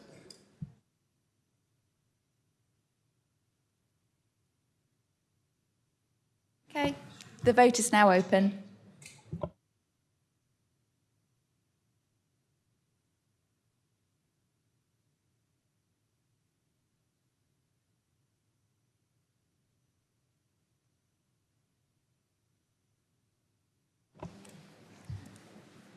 And the results of the vote are 78 in favour, no votes against, no abstentions. The motion is therefore carried. Thank you.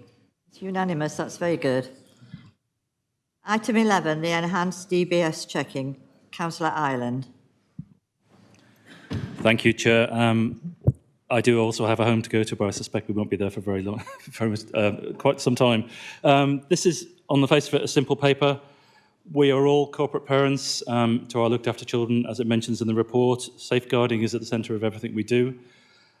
In the previous administration, a recommendation was made deriving from a national review of DBS checks that the DBS checks councillors had at the time should instead be replaced by enhanced DBS checks. And that was agreed across chamber. And for those of us who were councillors in the first term of Dorset Council, we have those checks in place, which is why we didn't have to do them again for those successfully re-elected.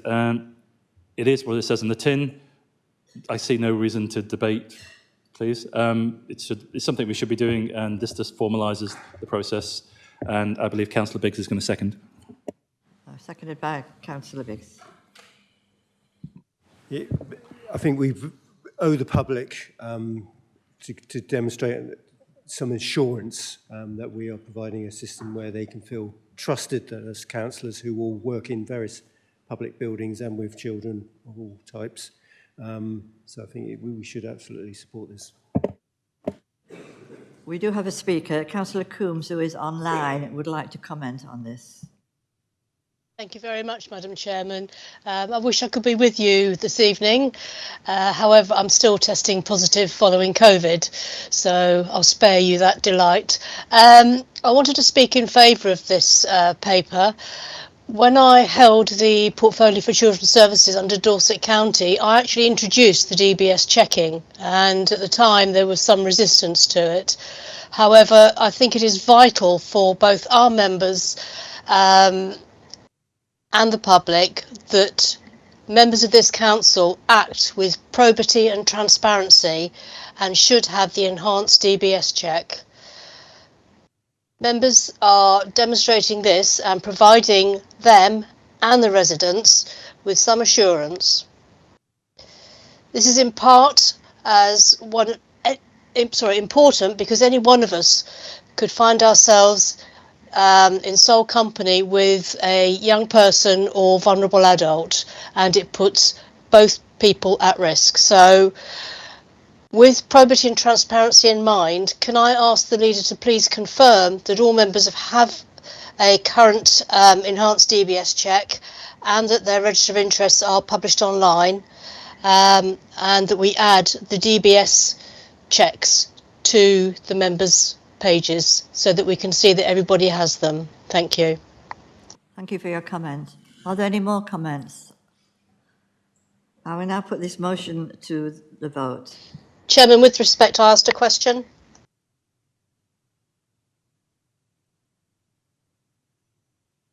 Sorry, Councillor Coombs wanted an answer to a question if Councillor Ireland is able to do it. Thank you. Jonathan Mayer, Monitoring Officer. So all councillors have provided officers with the documents that we need to carry out enhanced DBS checks for you. All of those have been sent off. We're just waiting for, I think now, 2 to come back. So all councillors have certainly agreed to this, and you've all provided everything that we need to carry out enhanced DBS checks. I don't know if Councillor Coombs was saying that we should actually put those checks online, or if we should just put confirmation that councillors have had those checks. If it is the latter, that's absolutely fine. But we could not publish somebody's enhanced DBS check itself online, just that it's happened.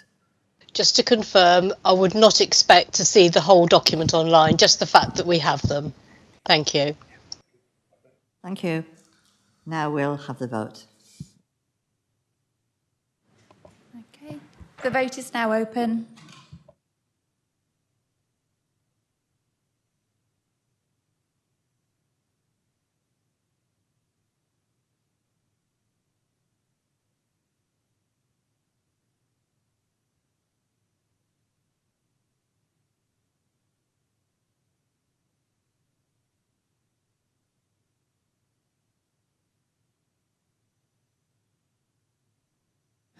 Councillor Skeets, would you mind voting for me again? Thank you.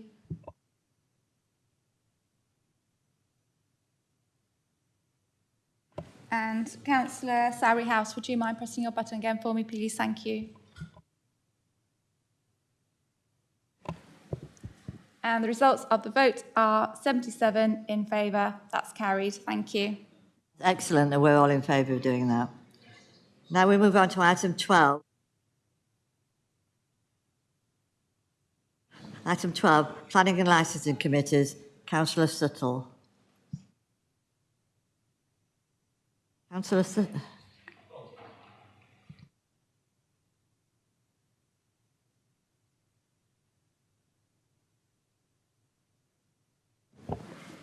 Right, the recommendations are set out quite clearly. Now, can I just draw your attention to recommendation 3, where it says that any changes to the Officer Scheme of Delegation take effect on the 25th of July 2025. This is actually 2024, so it would be somewhat delayed. It was 25, so if you could just note that, it's 24, not 25. I think it's all very straightforward, and obviously if anybody has any questions, happy to take them. We have a seconder, Councillor Flower.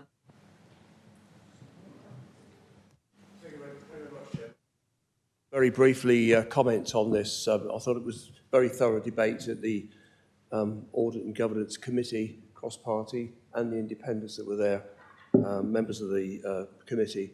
I thought the outcomes were very sound. I would point out that it says the 24th of June on the attached Governance Audit Committee date is actually the 8th of July, because we moved it, but it didn't get changed in the scheme of things. Not a big deal, but I think we ought to mention it for clarity. But I'm happy to second. Councillor Legg.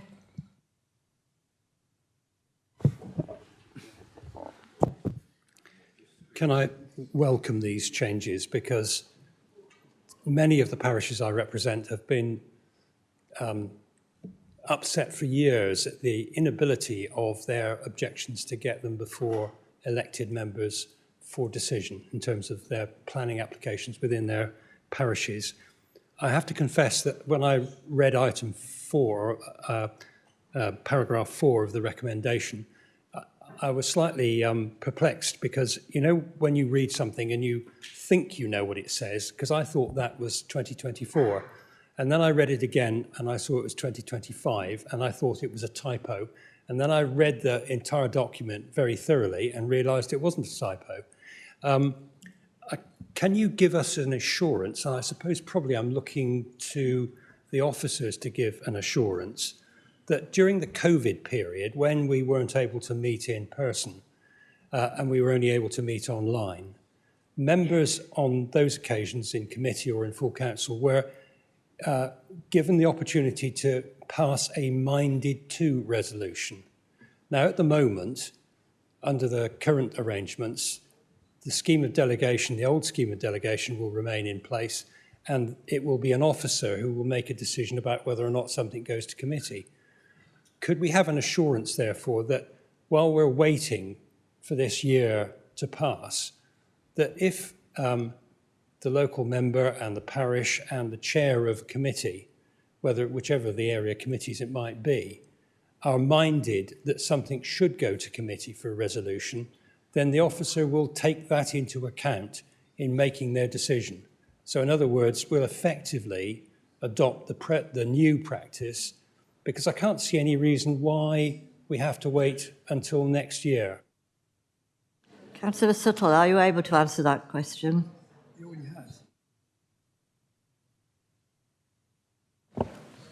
As I said, it's a typo. It's 24.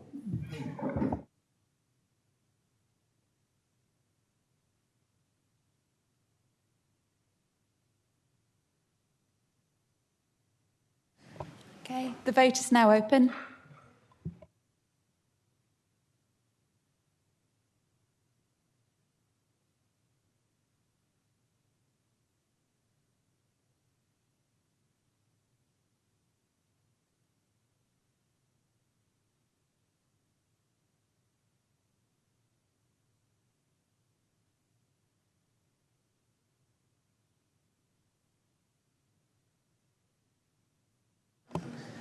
Councillor Bridget Boswell, would you mind just pressing your button for me again, please? Is it? Yeah. And the results of the vote for are 78 in favour. The motion is therefore carried. Thank you. Thank you for that. Just checking on whether, because there was a typo in the minutes.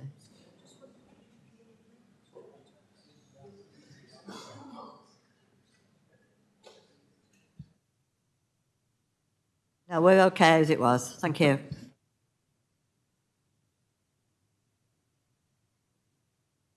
Item 13, timing of committee meetings. Councillor Ireland. Thank you, Chair. I looked at my watch and I realised we're doing quite well, so I'll probably put the kibosh on it now. I'm thinking back to the last time we discussed this sort of matter. There's two recommendations, but as a background, I think it's fair to say there's never going to be one solution that fits everybody. Everybody's going to have a parish council on some night, and we can't run the council around the fact that I won't mention a parish, but they meet every Tuesday on wherever, but we can't get a one-size-fits-all model. The composition of this chamber has changed significantly for the better, I will say.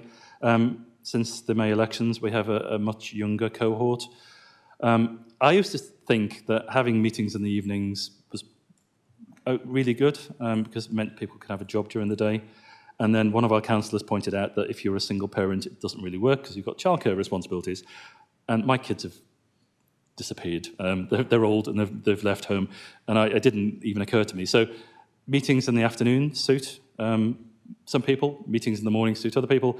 Meetings at 6:30 p.m. as tonight suit other people. And for some committee meetings, meeting in the evening just doesn't work. Planning is a prime example of that. It needs lots of officers. It needs lots of representations from agents, other representations from public. And if anybody who's sat on the planning committee, they can last between 60 minutes and 6 hours, generally. And there's often no idea of how long it will take. So planning can't work. The same sort of applies to licensing for various examples.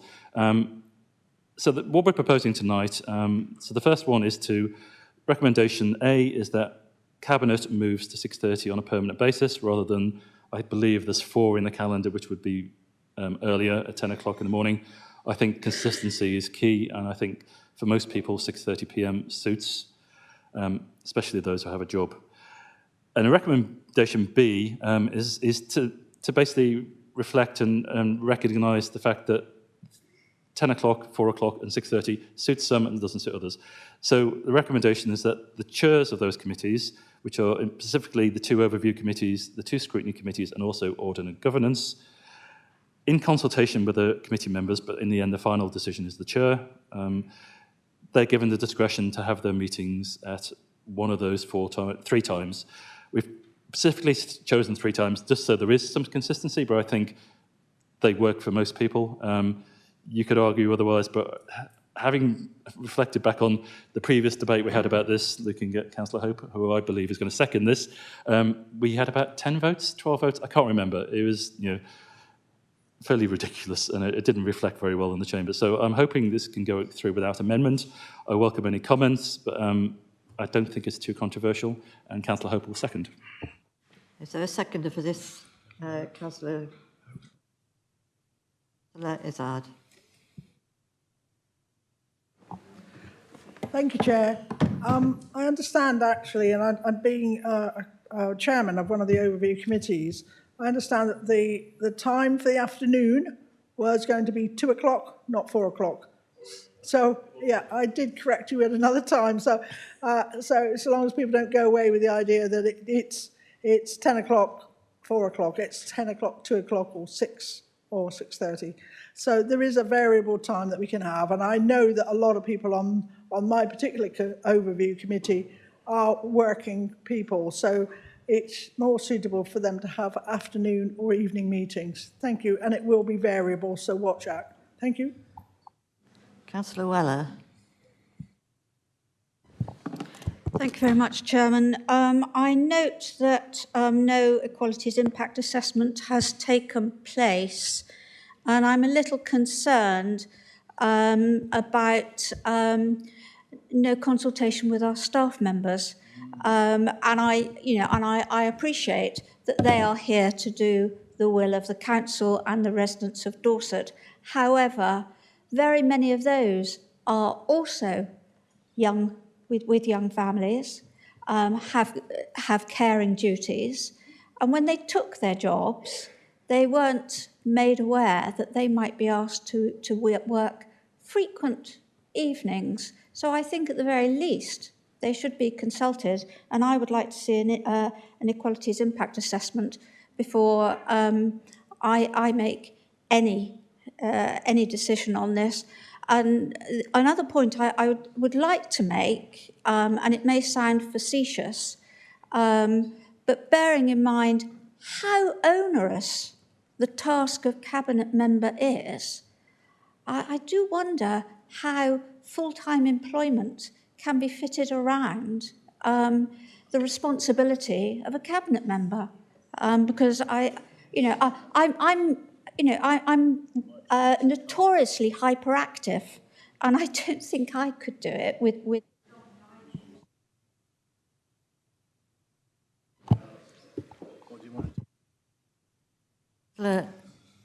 Lacey Clark.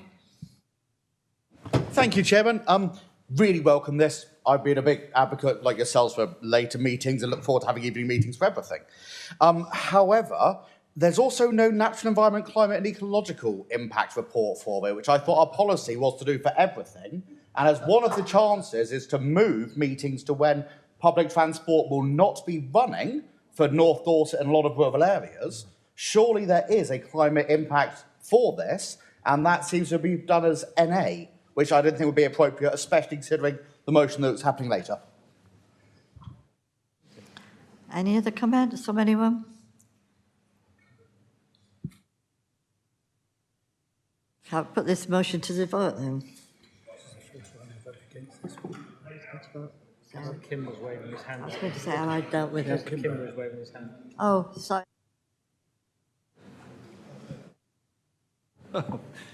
So we're having one of those nights on the microphone.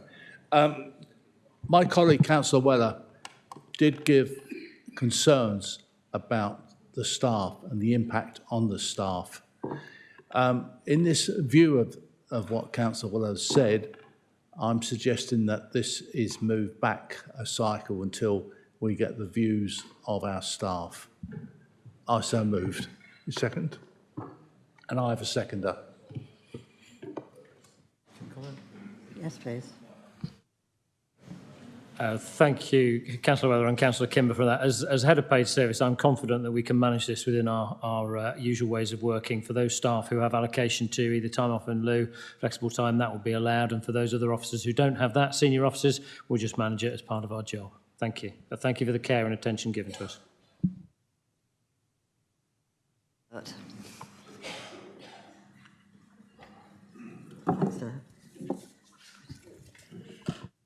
The vote is now open.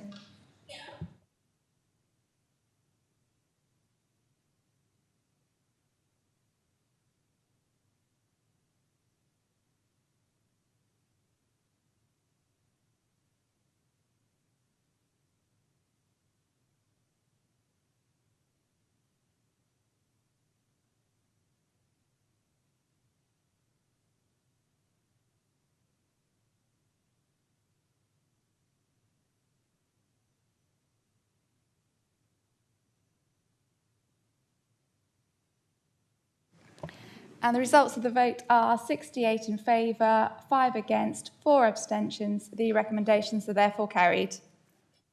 Thank you. We now move on to item 14. We have a notice of motion from Councillor Ireland.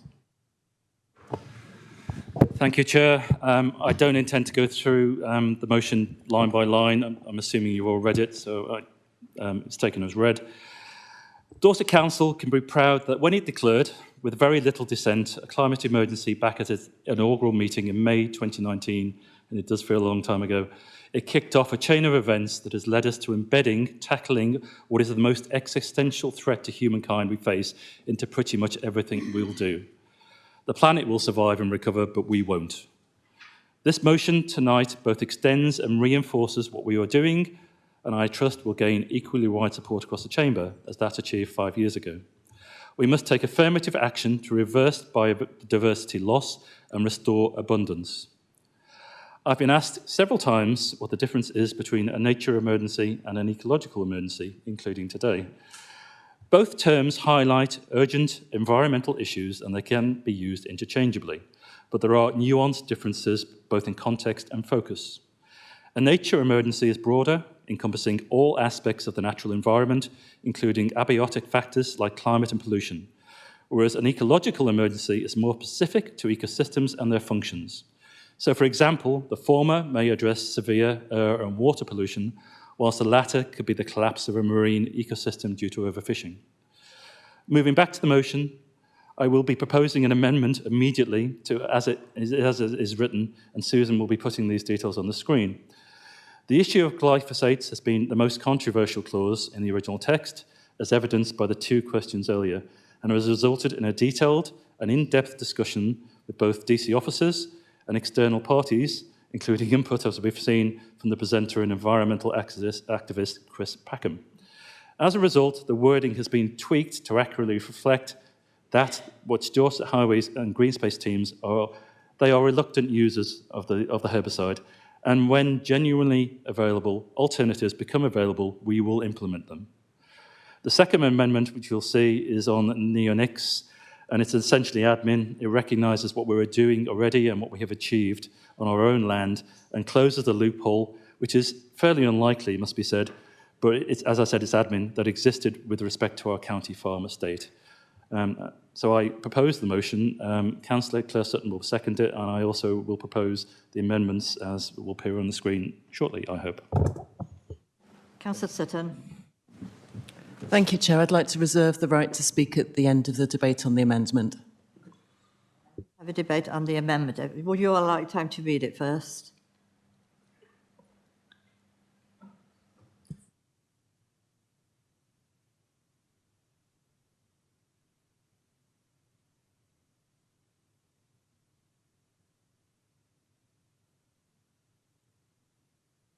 Any comments on the amendment?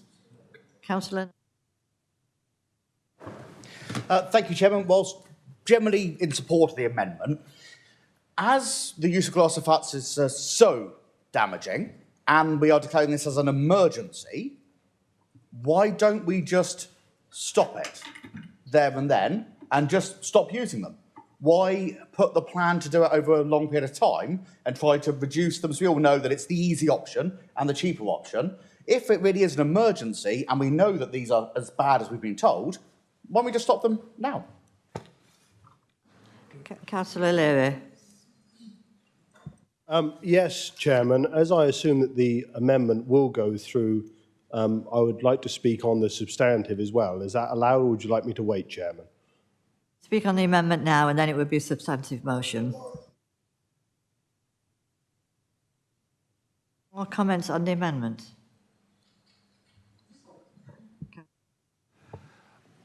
I'll respond to Councillor Lacey-Clark's comment. As I said, this has been the most contentious part. To be fair, it wasn't even in the original text. And then we thought it should be. And we are giving a commitment that we will reduce it and remove it. Unfortunately, the Green Space team and the Highways team do use it, and we are told, and Councillor Andrews can speak if he wishes on this, there are places where there are no alternatives. I've been sent so many papers about which alternatives are used, where there's been studies made. I think foam was mentioned earlier in from one of the members of the public. They basically don't work, and they also cost a huge amount of money. So I do appreciate that glyphosates, we need to get rid of them, but currently we have uses that we can't get rid of completely. Japanese knotweed is one, and we have a commitment through Natural England and SSIs, and they basically say you have to use it because otherwise, the SSI is damages. And I said earlier, it's counterintuitive, and I don't particularly agree with it, but this gives us as much as we can do realistically within how Dorset Council works, and commits to commit to reducing it. And we will be looking to reduce it as much as we can. There is the obvious omission there of a timescale. I acknowledge that.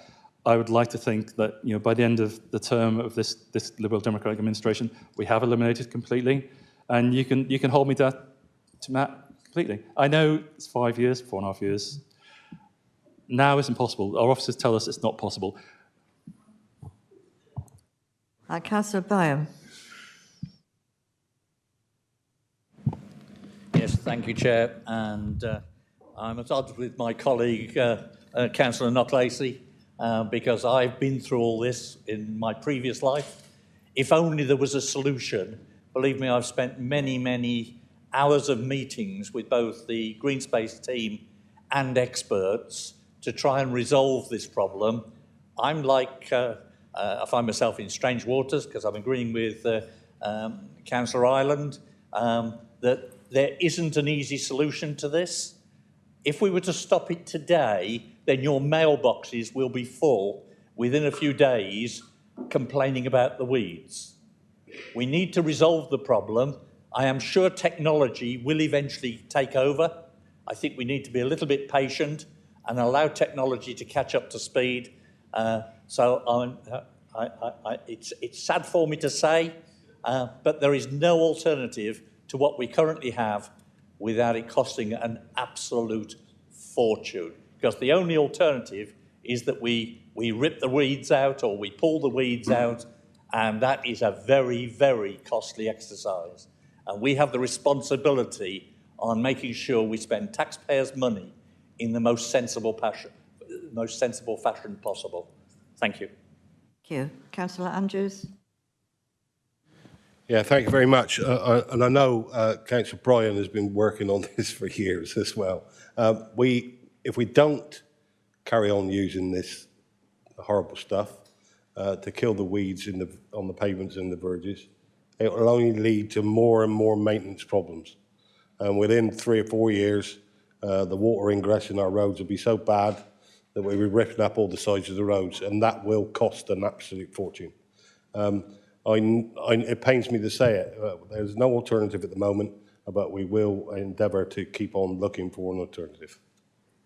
Thank you. Councillor Izzard. Thank you, Chair. I think we've got to be careful that if we are minded to ban this altogether, it will have, like I say, unintended consequences. And I know of people that have actually had a really bad case of the Japanese knotweed, and it's actually been under their houses and damaged their house. So it's to get rid of that. That is a very virulent plant that needs really getting out, and it's the only way that you can get it out is glyphosate. So I think that it's very important that we keep that in mind, that there are certain plants, foreign plants, that have been imported into this country that are actually taking over our, not just our riverbanks, but actually under our houses. So we've got to really try to get rid of these in no time soon. So yes, I support this motion. Thank you. Councillor Brown.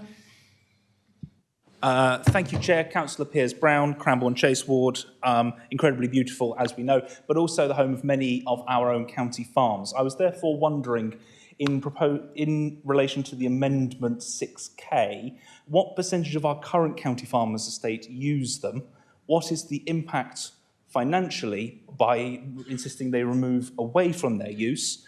And bearing in mind that British farming is the key solution to climate change, how are we going to make sure that our farm estate remains competitive and we back Dorset farms? Able to answer that, Councillor Ireland? Yeah, I thank you for your question, and I can absolutely answer that. So basically, neonics are essentially banned pretty much everywhere in the world. You can use them in the UK. This is why I said it was admin and closing a loophole.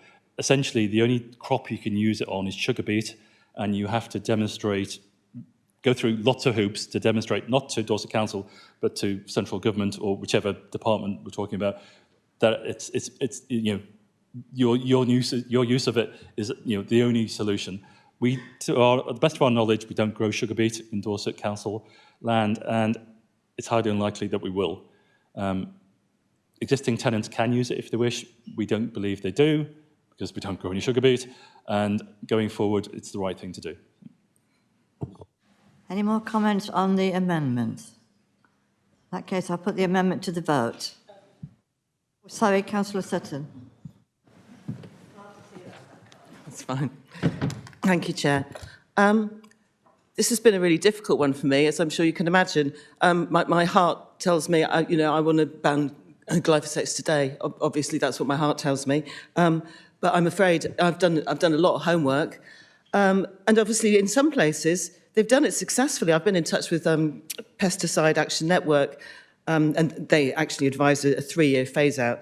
But countries such as France, Belgium, Luxembourg, even Bulgaria, have made an awful lot more progress on this than we have. So we really, really need to make a lot more progress. However, if you look at the evidence across the councils, particularly the councils which have highways responsibilities, it's really mixed.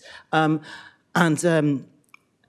there's a lot to learn, you know. So, for example, the foam stream stuff, what I've read about foam stream, yes, there are advantages, but there are disadvantages. We've really got a lot more homework to do. So what I think my main point here is, this isn't the beginning of this conversation, because Ray and others, you know, have shown leadership on this. It's also not the end of the conversation. This is part of a process. So we need to look more thoroughly at the alternatives. We need to really learn from others, and also we need to find the money. So with a heavy heart, I'm going with this wording, and I wish I could say we'll ban them today, but I just don't think as a responsible local councillor at this very moment in time I can do that. So I urge you to support the amendment. Thank you. Right, we'll now vote on the amendment. The vote is now open.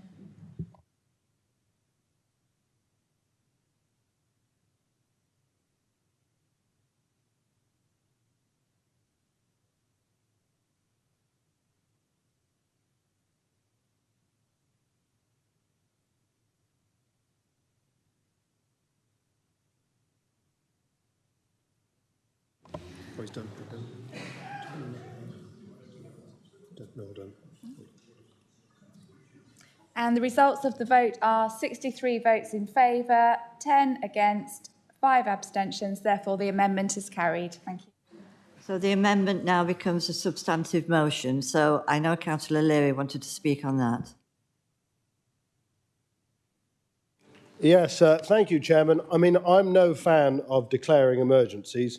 In May 2019, I was one of the 2 of 82 councillors to vote against declaring a climate emergency proposed to this council under pressure by a group of very unrepresentative protesters outside of the chamber. That emergency was proposed to placate and pander to a very narrow group of people for political gain. Sounds very familiar. It had great cost and time implications and has yet not solved the issue it was designed to solve. For the Shire Council of Dorset has a limited part to play, does have a part to play, and I'll come on to that shortly, especially when its most zealous members still enjoy foreign holidays, driving a diesel car and the luxury of cheap imported goods. To me, this is just another example of an issue plaguing modern Britain, a virtue signalling gesture by a hypocritical chattering class so they can feel better over a slice of avocado on toast and a soybean latte in the morning. I'm a conservative and I wish to conserve things. I spent a lot of time on a farm as a young person and I've seen a decline in nature. However, the question that I ask is surely this could have been incorporated into a proper policy, put through proper measures in a proper way through scrutiny and overview, which we come to again. I asked the leader the question this morning, what was the difference between the ecological and the nature emergency? He said, you'll find out, which is a wonderful way of answering that question. The jumping to declarations in this manner to pursue policies by this council's executive is worrying. Many of the points in this plan, and there's some very good points, and I'm not opposed to a large part of what's in there, but it does open a Pandora's box of potential damage. Point E raises increased biodiversity on verges. In a year when I've seen record numbers of complaints about the state of our verges, it opens that Pandora's box. Point F raises the removal of glyphosate, which could incredibly damage our farming industry. Point E mentions green our streets. Will we see even further deterioration of the state of our residential roads, which make areas look scruffy already, and also cause obstructions to blind and disabled residents? 5 years on from the last emergency being declared, oddly enough, by the leader of this council and a number of cabinet members, all of whom have the power to enact and propose policy through a proper manner, this precedent is alarming. Are we going to spend the next 5 years governing by emergency decree? We'll be declaring a housing emergency, a council tax emergency, a verge cutting emergency, a diners hollow emergency, a leadership emergency. Every time there's an emergency, every time there's an issue, are we going to declare emergency on the matter? Or is this just be done because a few protesters dressed as rabbits and trees showed up outside, and a statement from a very privileged TV star who's probably racked up more air miles than Thunderbirds? There's been no consultation with the farming industry, as far as I'm aware, the fishing industry, the National Farmers Union, or any other farmers groups who are the real guardians of our countryside. No, it's just a political stunt to grab a cheap headline and appear on the next Hocus Focus leaflet. Please let us not give in to such flagrant political pandering and actually use motions for what they're designed to do. This sets a very odd precedent of enacting policy via motions. The leader seems a fan of this sort of approach to things. Maybe things will be different when Councillor Clifford's leader. Councillor Borden.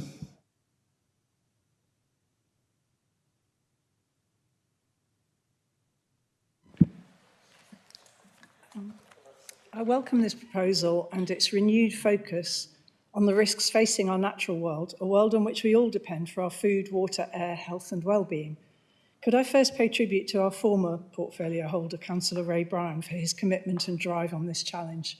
A challenge so big and scary, it can be all too easy to think it isn't our responsibility. Ray's resolve and determination, with strong support from Councillor Knocklacey-Clark, from Stephen Ford, the Sustainability and Green Space teams, has enabled Dorset Council to get to where we are. Thank you all. Can I mention also the impact that my former colleagues Brian Heatley and Calvin Clayton had and are having in influencing action in their communities, and commend the work in several leading parish councils like Char Valley, Weymouth, Dorchester, Bridport and Lyme Regis, which in April was awarded silver level accreditation as a carbon literate organisation, the only parish level council in the world to achieve this award. What I hope this nature emergency declaration will achieve is a step change in Dorset Council's ability to share its commitment and expertise with others across the county, to connect, to catalyse and to cascade the positive action needed. Real hope, real change. Having a new council and a new government offers us fantastic opportunities, not just to showcase and support successful projects and bring innovative ideas forward, but to do politics differently. Collaboration is key across departments, across county and parish boundaries, across organisations and industries. Let's work with developers, property owners, the Highways Authority and water companies to harvest rainwater and capture this vital resource closer to where it lands to improve water efficiency and reduce impacts on the drainage system and consequential surface water flooding and storm overflow operation. Let's support and champion the work of the county-wide climate action networks and their projects, which are engaging hundreds of volunteers in caring for their local environments and communities, like the river groups, the Great Big Dorset Hedge, Dorset Greener Homes. Let's connect much more positively with town and parish councils to share ideas, learn from each other and from others how to achieve the 30% target for Dorset's land, rivers and seas to be nature positive by 2030. Let's use and champion existing wider networks and innovative toolkits like the Southwest Think Tank, Blue Marine Foundation, the Great Collaboration, Carbon Literacy, the Farm Carbon Toolkit, to name just a few. And let's celebrate Dorset becoming a sustainable food place and support Help and Kindness and the Dorset Climate Action Network to evolve and develop the Feeding Dorset Partnership with all the fantastic local food producing, distributing, sharing and caring initiatives already supporting their local communities. Bridport Food Matters, the Seaside Store in Lyme and Councillor Carol Jones' famous Vale Pantry spring to mind. I thank Councillors Ireland and Sutton for bringing this motion forward and offer my full support. Councillor Later-Clark. Thank you, Chairman. So, obviously, this resonates very closely with me. You know I'm going to support this because it's just good. More nature is better. However, I'm uncomfortable in the fact that it's been done, as Councillor O'Leary alluded to, in this form. You guys are now the administration. I know it's new. You can just make these policies. You don't have to declare them publicly first. You can just put them in. And that would be welcomed in this sort of case. My question specifically is to part 3 on here, where the third point is about creating a new wheel, like we have the equality impact assessment, like we have the carbon impact assessment. It's creating a new wheel for that. Can we have assurance that will actually be used? Because I want to bring up the last agenda item where we did not have the climate change impact assessment on there. And is that just because the climate change would have shown that evening meetings do have more effect on the climate? Was it willingly let off? Can we have some assurance that in future that will be on every report coming forward as well as this new one? Because there's no point in having these things if we don't actually apply them to all reports. Councillor Ryan. Thank you, Madam Chairman. In 2019, we declared a climate emergency. This was followed by declaring an ecological emergency some months later. I'm sure there are very few councillors who know me would question my determination to succeed on the subject of climate change. And I thank Belinda for her kind words. I have attempted to find out what are the differences between an already declared ecological emergency and a nature emergency. Having sent several emails to the Corporate Director, SBS, Strategy, Performance and Sustainability, his most recent response, which was shared with Councillor Ireland, is to say, ask the leader, Councillor Nick Ireland, as this is a political issue. That wasn't the response I expected to receive. As the portfolio holder responsible for our strategy on climate and ecological for the period 2019 to 2024, I always kept politics out of all aspects and actions regarding our declared emergency. People will remember me saying, I'll fight you at the polling station, but when we're in this chamber, we need to work together. It appears that's not the case. And I find that very sad. The then leader, Councillor Spencer Flowers, informed the council that we would be forming a cross-party executive advisory panel. This we did. All parties took part in deciding the actions needed. During the recent elections, when talking to residents, not one single person mentioned climate change. When I raised it, they very quickly told me that there were far more important issues that the council needed to deal with. That's a view from residents. I note that a webinar has been arranged to discuss and explain our local nature recovery, something that I was very much involved with. With this in mind, would it not have been better to have the webinar first so that everybody, including all our new members in this chamber, knows exactly what it is they are voting for. Chicken and egg springs to mind. The current stated cost of the climate and ecological emergency was initially circa £130 million. Recent numbers have raised that figure and substantially, although no one seems able to confirm an actual number. In 2022-23, we allocated, under Gary's guidance, Councillor Suttle's guidance, we allocated 10 million to the current emergencies over a 5-year period. This money is now mostly already allocated. The motion we have before us tonight has no costings and very little detail. I expect we will learn more of this at the webinar titled Local Nature Recovery next week, and I suggest everybody attends. I propose we delay a vote on this motion before us until we have a chance to listen to the plans and find out the costings. We need to know more before we decide. Thank you. Anyone else like to speak before the Councillor Legg? Well, I think we do need to make a decision about this evening and not to delay it until after a webinar. And in response to Councillor O'Leary's comments, the local nature recovery strategy was an idea thought up by the previous Conservative government. It's not something that suddenly emerged out of the woodwork.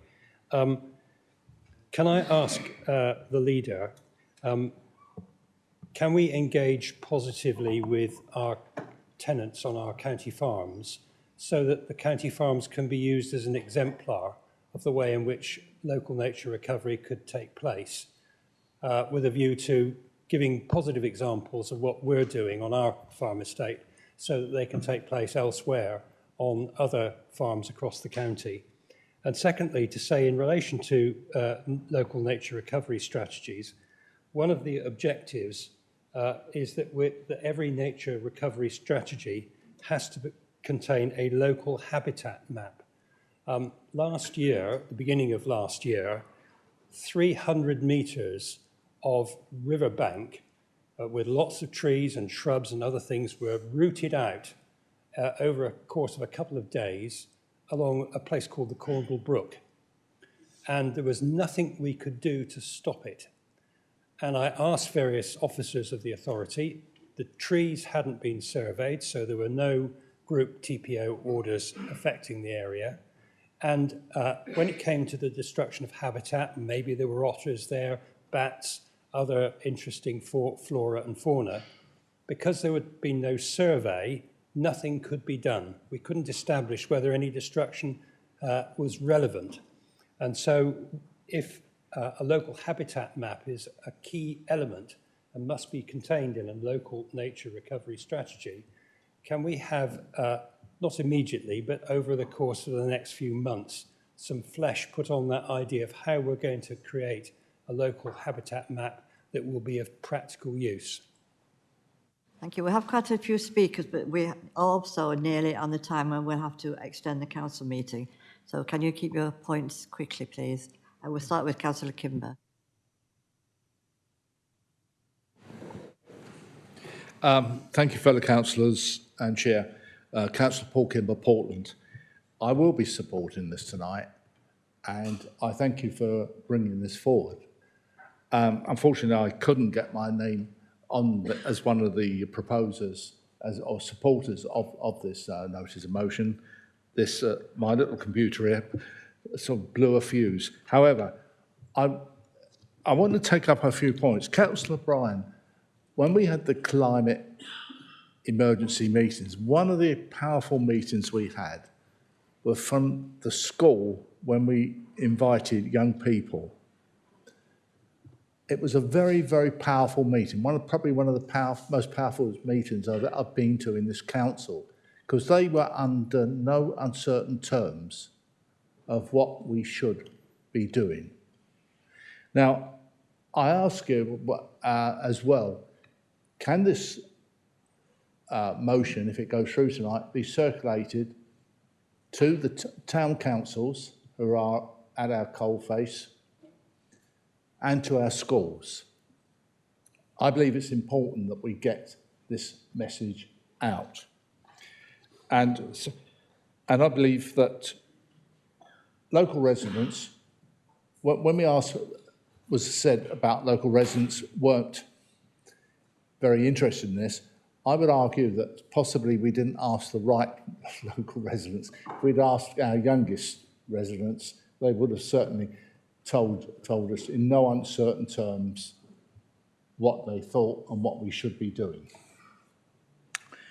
I believe there should be provide more funding to ensure nature-friendly farming, and don't forget new planning rules will be coming along. So again, we could use this very much to make sure that when house building goes on, that there is a nature area. Creating more space for nature, expanding, improving protected areas, putting the legal right to healthy environment in law and clean air. And clean air is very, very important in Weymouth and Portland. Thank you. I support. Councillor Flower. Thank you very much, Madam Chairman. I wanted to really ask the leader a question, and if I may come back after I've got an answer.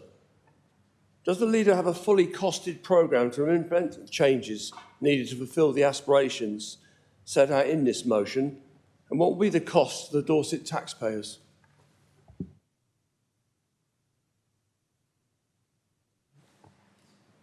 I'm not trying to dodge the question, but I did introduce this motion and standing orders preclude me from speaking again on it. So, and I'm looking at Councillor Loughnessy-Clark because he will pick me up on it, I suspect. Sorry, again, as you being in charge, I believe as Cabinet, you can have that waived very easily by the chairman, so you can respond to, because I also asked you a question, which I'm expecting you to answer, because that's how it goes when we discuss them. As the leader and as Cabinet, you can come in multiple times at the discretion of the chairman, and I find it very unlikely that the chairman's likely to say no to you on that. We do have quite a lot of speakers still, so Councillor Flower. Yeah, I'd like to come back very briefly, Madam Chairman, because Ray Bryan put forward a proposal that we deferred this item until we'd had a proper briefing. And one of the principles of good governance, again, may I say, is we make decisions based on knowledge. If we're being asked to make decisions based on the views of one or two people, I'm not against this. However, the clarity of making decisions based on knowledge cannot be ignored. So Ray put forward an idea, we deferred it. I'm happy to second that. So what's the position on that, please? Is that an amendment you're making? Or just a suggestion? The briefing. I'm saying I'm happy to second that because I think it's a sound suggestion. If I may, you just change the wording to propose next.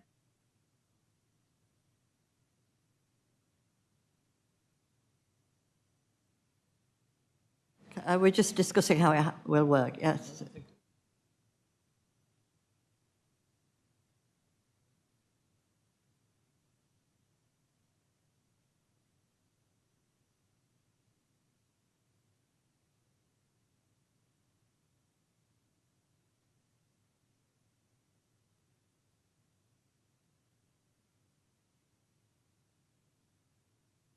They need the support of the chamber.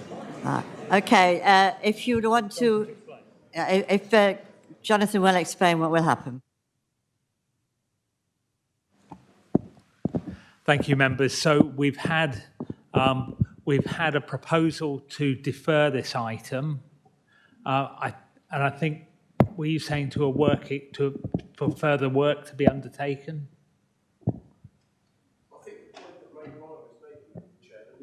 We have the webinar first, and then we bring it back with the knowledge of the webinar to decide then on the motion at a future council meeting.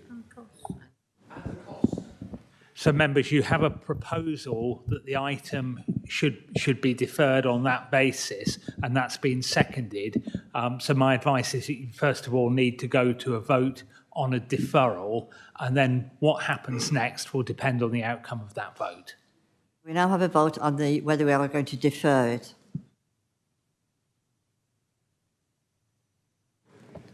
The vote is now open. Yeah, the wording, if you want it deferred, you will be voting for. If you want to carry on with the substantive motion, you'll vote on either 2 or 3.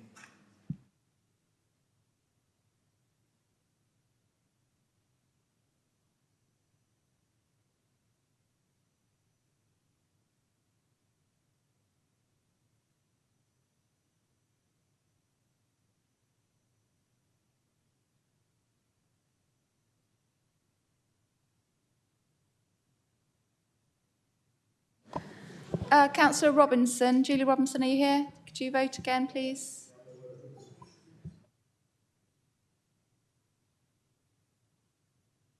And the result of the amendment to defer the item, 31 in favour, 46 against, 1 abstention. Therefore, the amendment is lost. Thank you.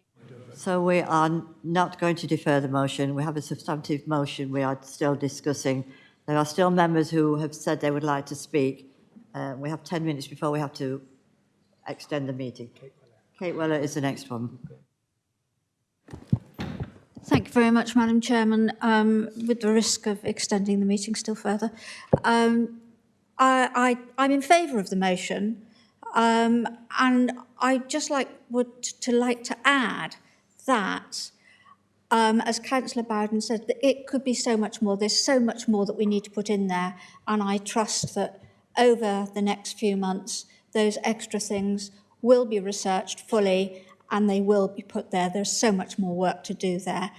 And can I just say, somebody mentioned about your emails being full of people who would be complaining because the pavements weren't being weeded. Well, all I can say is my emails are already full of pavements not being cleared. So I'm not quite sure where these weed killers are going, but they're not going on the pavements of Weymouth. I'm pretty sure of that, and I'm pretty sure they're not going on very many of your pavements either. So wherever they're going, my residents aren't seeing the results. Councillor Parry. Thank you, Madam Chair. And may I start, Councillor Andrew Parry, West Parley Ward, may I start by paying tribute to the excellent work of the West Parley volunteers who go about ensuring that the weeds are kept to a minimum in the West Parley area through their own hard work and without too much use of any sort of weed killer. This is the flagship policy of the leader. He made it very clear at our first council meeting. But what has become clear today is he seems to want it to come with a blank cheque agreement. That cannot be the case. The complete absence of any sort of financial costings presented to us should set very serious alarm bells for every single member here, because it will result in some very difficult choices come budget time. You will either see massive hikes in council tax, good luck explaining that one away on the doorstep, massive cuts in services, or very difficult choices about where money is going to be spent in order to deliver this. But there's an enormous amount to like about nature. I'm a massive fan of it. I've long suggested to people that they pay more attention to the slow food movement, to food miles, those sorts of important things that can drive a green agenda. But I'm also concerned that we're opening up the floodgate here to the unintended consequences. For example, if we go down this route, are the residents along the Stour Valley going to welcome the fact that we're risking a potential explosion in the Blandford Fly at some point in the future? No, they won't, will they? Then there's going to be the issue about verge cutting. It's already been touched on today. It's pretty tedious when you see a no-mow-may policy next to protecting the pollinators on a 3-foot grass verge, whilst 2 feet in front of that on the pavement is 10 acres of meadow that we're concreting over to put up the latest major developers' homes of somewhat questionable quality, as we heard earlier today. So I do ask you very sincerely to look at these things, because actually when you look at the costs, and let me give you some examples of cost, okay? We know, for example, that 3 million, it's estimated 3 million wild animals a year are killed by litter, okay? That's a really worrying number across the country. And wildlife forms a massive part of our ecological system. But the cost to Dorset Council was reported at £25,000 to clear an 8-mile section of litter from the A31 at one point. If we are serious about tackling and supporting our ecological system, our wildlife, our nature, and all our environment, then we're going to have to write some pretty big checks out, because that £25,000 to clear that 8 miles is going to become a lot of £25,000 to clear litter across every grass verge in Dorset. Are we up for that challenge? Has the Cabinet sat down and gone, this is the reality of the costs that we're looking at? Are we going to be supporting policies that see a badger cull in Dorset to help strengthen the numbers of the hedgehog population which are under threat? Or are we just simply going to say our planning policy will include more wildlife corridors? Fingers crossed, let's hope that helps and ticks the box. How do we feel about the control of deer numbers? It's widely reported that explosions in deer populations have detrimental effect on vegetation and young trees. And yet we feel that's important part of our natural policy. Are we going anywhere on that? Beg your pardon? But the question I'd put to the leader is, what is this going to cost, and when are we going to find out the cost? And I really hope we may hear that by the time we get to vote this evening. Well, before we get to the vote this evening, we're going to have a proposal to extend the meeting. You vote. Anyone second, Councillor? Yeah. All those in favour of extending the meeting? Okay. Well, we'll carry on with our debate then. And next one is Councillor... Sorry?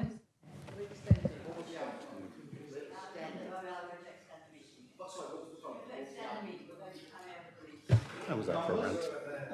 Very well. He hasn't. It's his first line support. So can we now have Councillor Vicari? Thank you, Chair. Councillor Vitali from Sawbridge and Marnell Ward. I'll keep my remarks brief. This is clearly a very well-intentioned motion.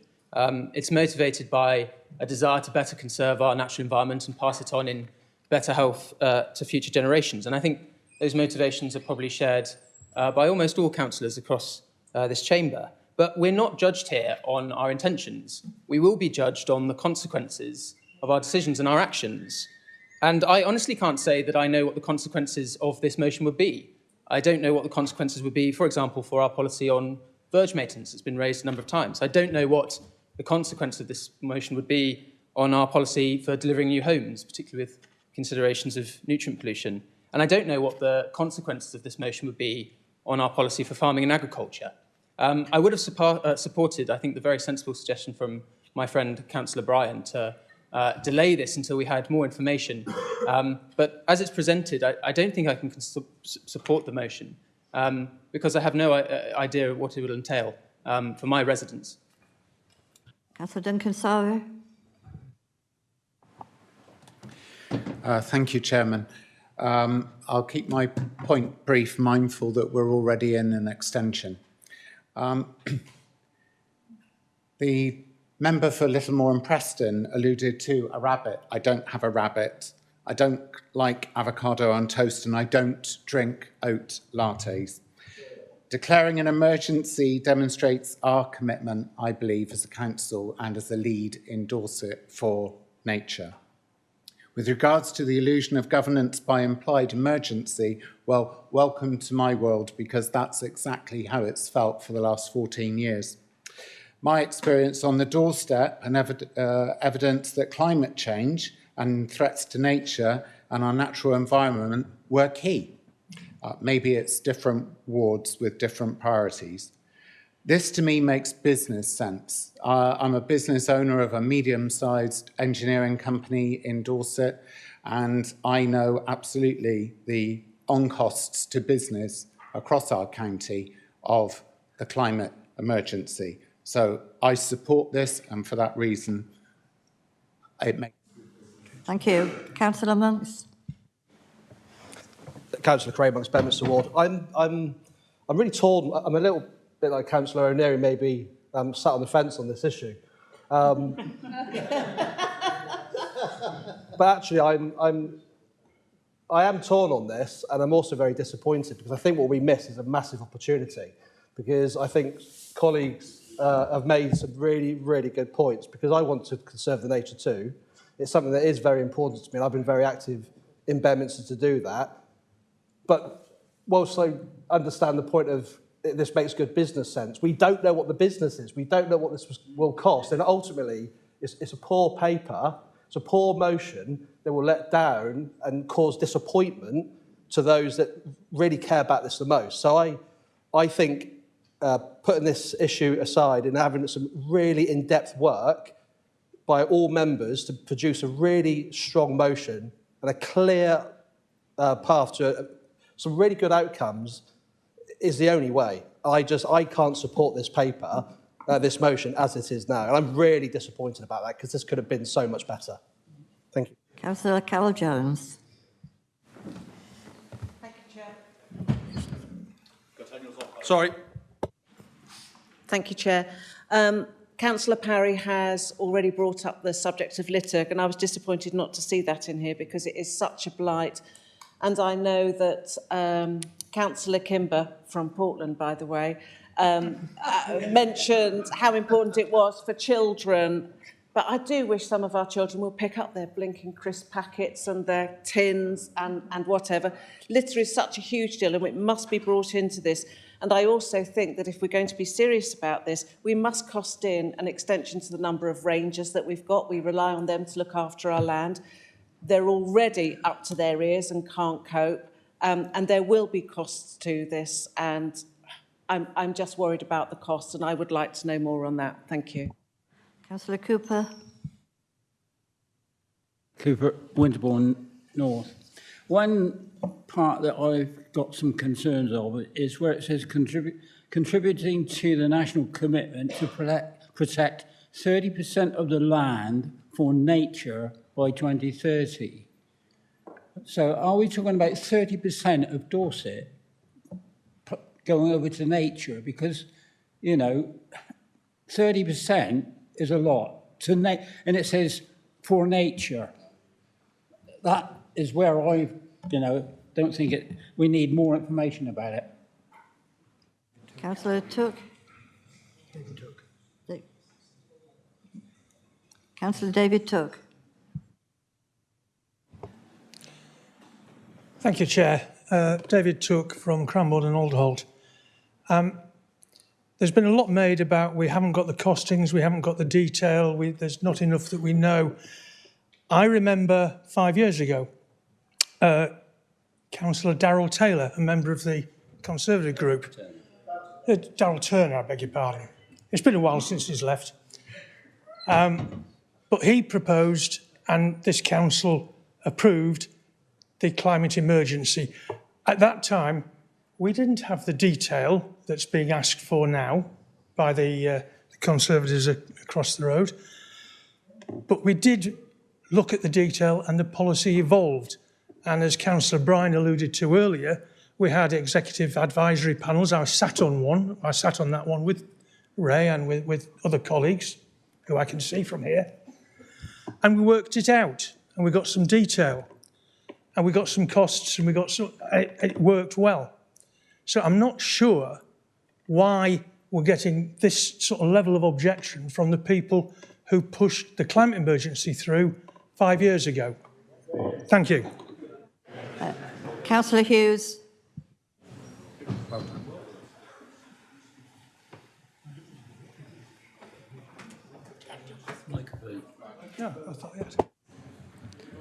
Thank you, Chair. Good evening, Councillor Rob Hughes, Portland. Can I please propose that we go to the vote? I remember that we had no costings 5 years ago when we declared an emergency. It's time to move on. Let's get on with the evening and go to the vote. Thank you. If there are no more speakers, Councillor Sutton would like to finish as a seconder. Thank you. As seconder, I'm going to quickly sum up. I know everyone's ready to go home. As usual, Councillor O'Leary is very witty, which is what we expect, but I don't agree with him. That there is an emergency. We know there's urgency here. We know what the numbers are. We know that since 1970, the number of species has decreased by nearly 19%. We know that nearly 1 in 6 is now threatened with extinction. We also know that people care about this. 75% of people say they value nature more now than pre-COVID. You've only got to talk to your children and your grandchildren, and I think you know what they're going to say. So that's why it's important. In terms of why this was brought before us, my immediate reaction when I didn't know Councillor Ireland was going to announce this, but as soon as he did announce it, I thought, I want to be a part of that. Not because we got all the details, but because of the intention, because this is really important and we've got to crack on with it. And that's the reason why we don't farm it out. We start with the intention and then we flesh it out. Urgency. To Councillor Parry, yes, of course there's more work to be done. There's always more work to be done. That's not, in terms of the detail, in terms of the financing, absolutely right. But that doesn't need to stop us from voting this through now. This, you know, we need to crack on with this. I think you've probably heard enough from me, given what time of day it is. But I just urge everyone to vote for this, please, and let's get on with it. Thanks very much. We are now going to vote on the amended motion. The vote is now open.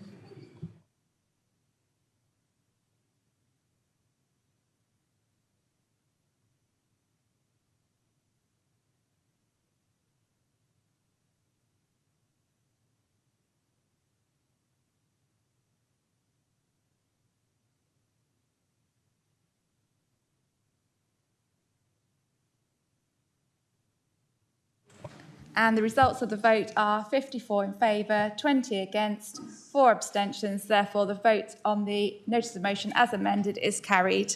Thank you. Right, thank you. We'll now move on to item 15, election of chair of the Western and Southern Planning Committee. Councillor Ireland is going to nominate Councillor Ising. Yeah, very quickly, we have a vacancy for Vice Chair of the West and South Planning Committee, and Councillor Neil Ising has volunteered to take the role, and so I recommend him and propose that he's be elected. Have I got a seconder? Yeah, thank you.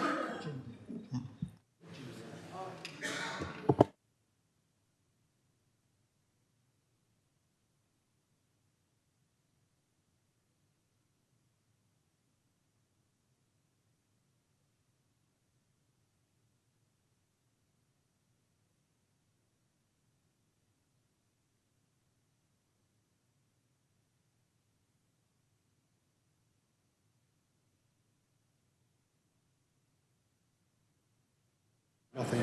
Yeah, that's fine. Yeah. Councillors, the vote is now open. This is a vote for Councillor Ising to be Vice Chair of Planning. Thank you. There's no votes coming in. There's no votes. No, I get votes. Oh, I see. Okay. Sorry, councillors, we need to do this again.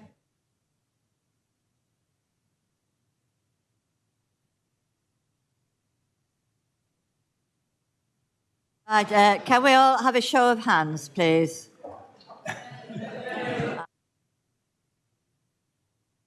We're much quicker than machines. Okay.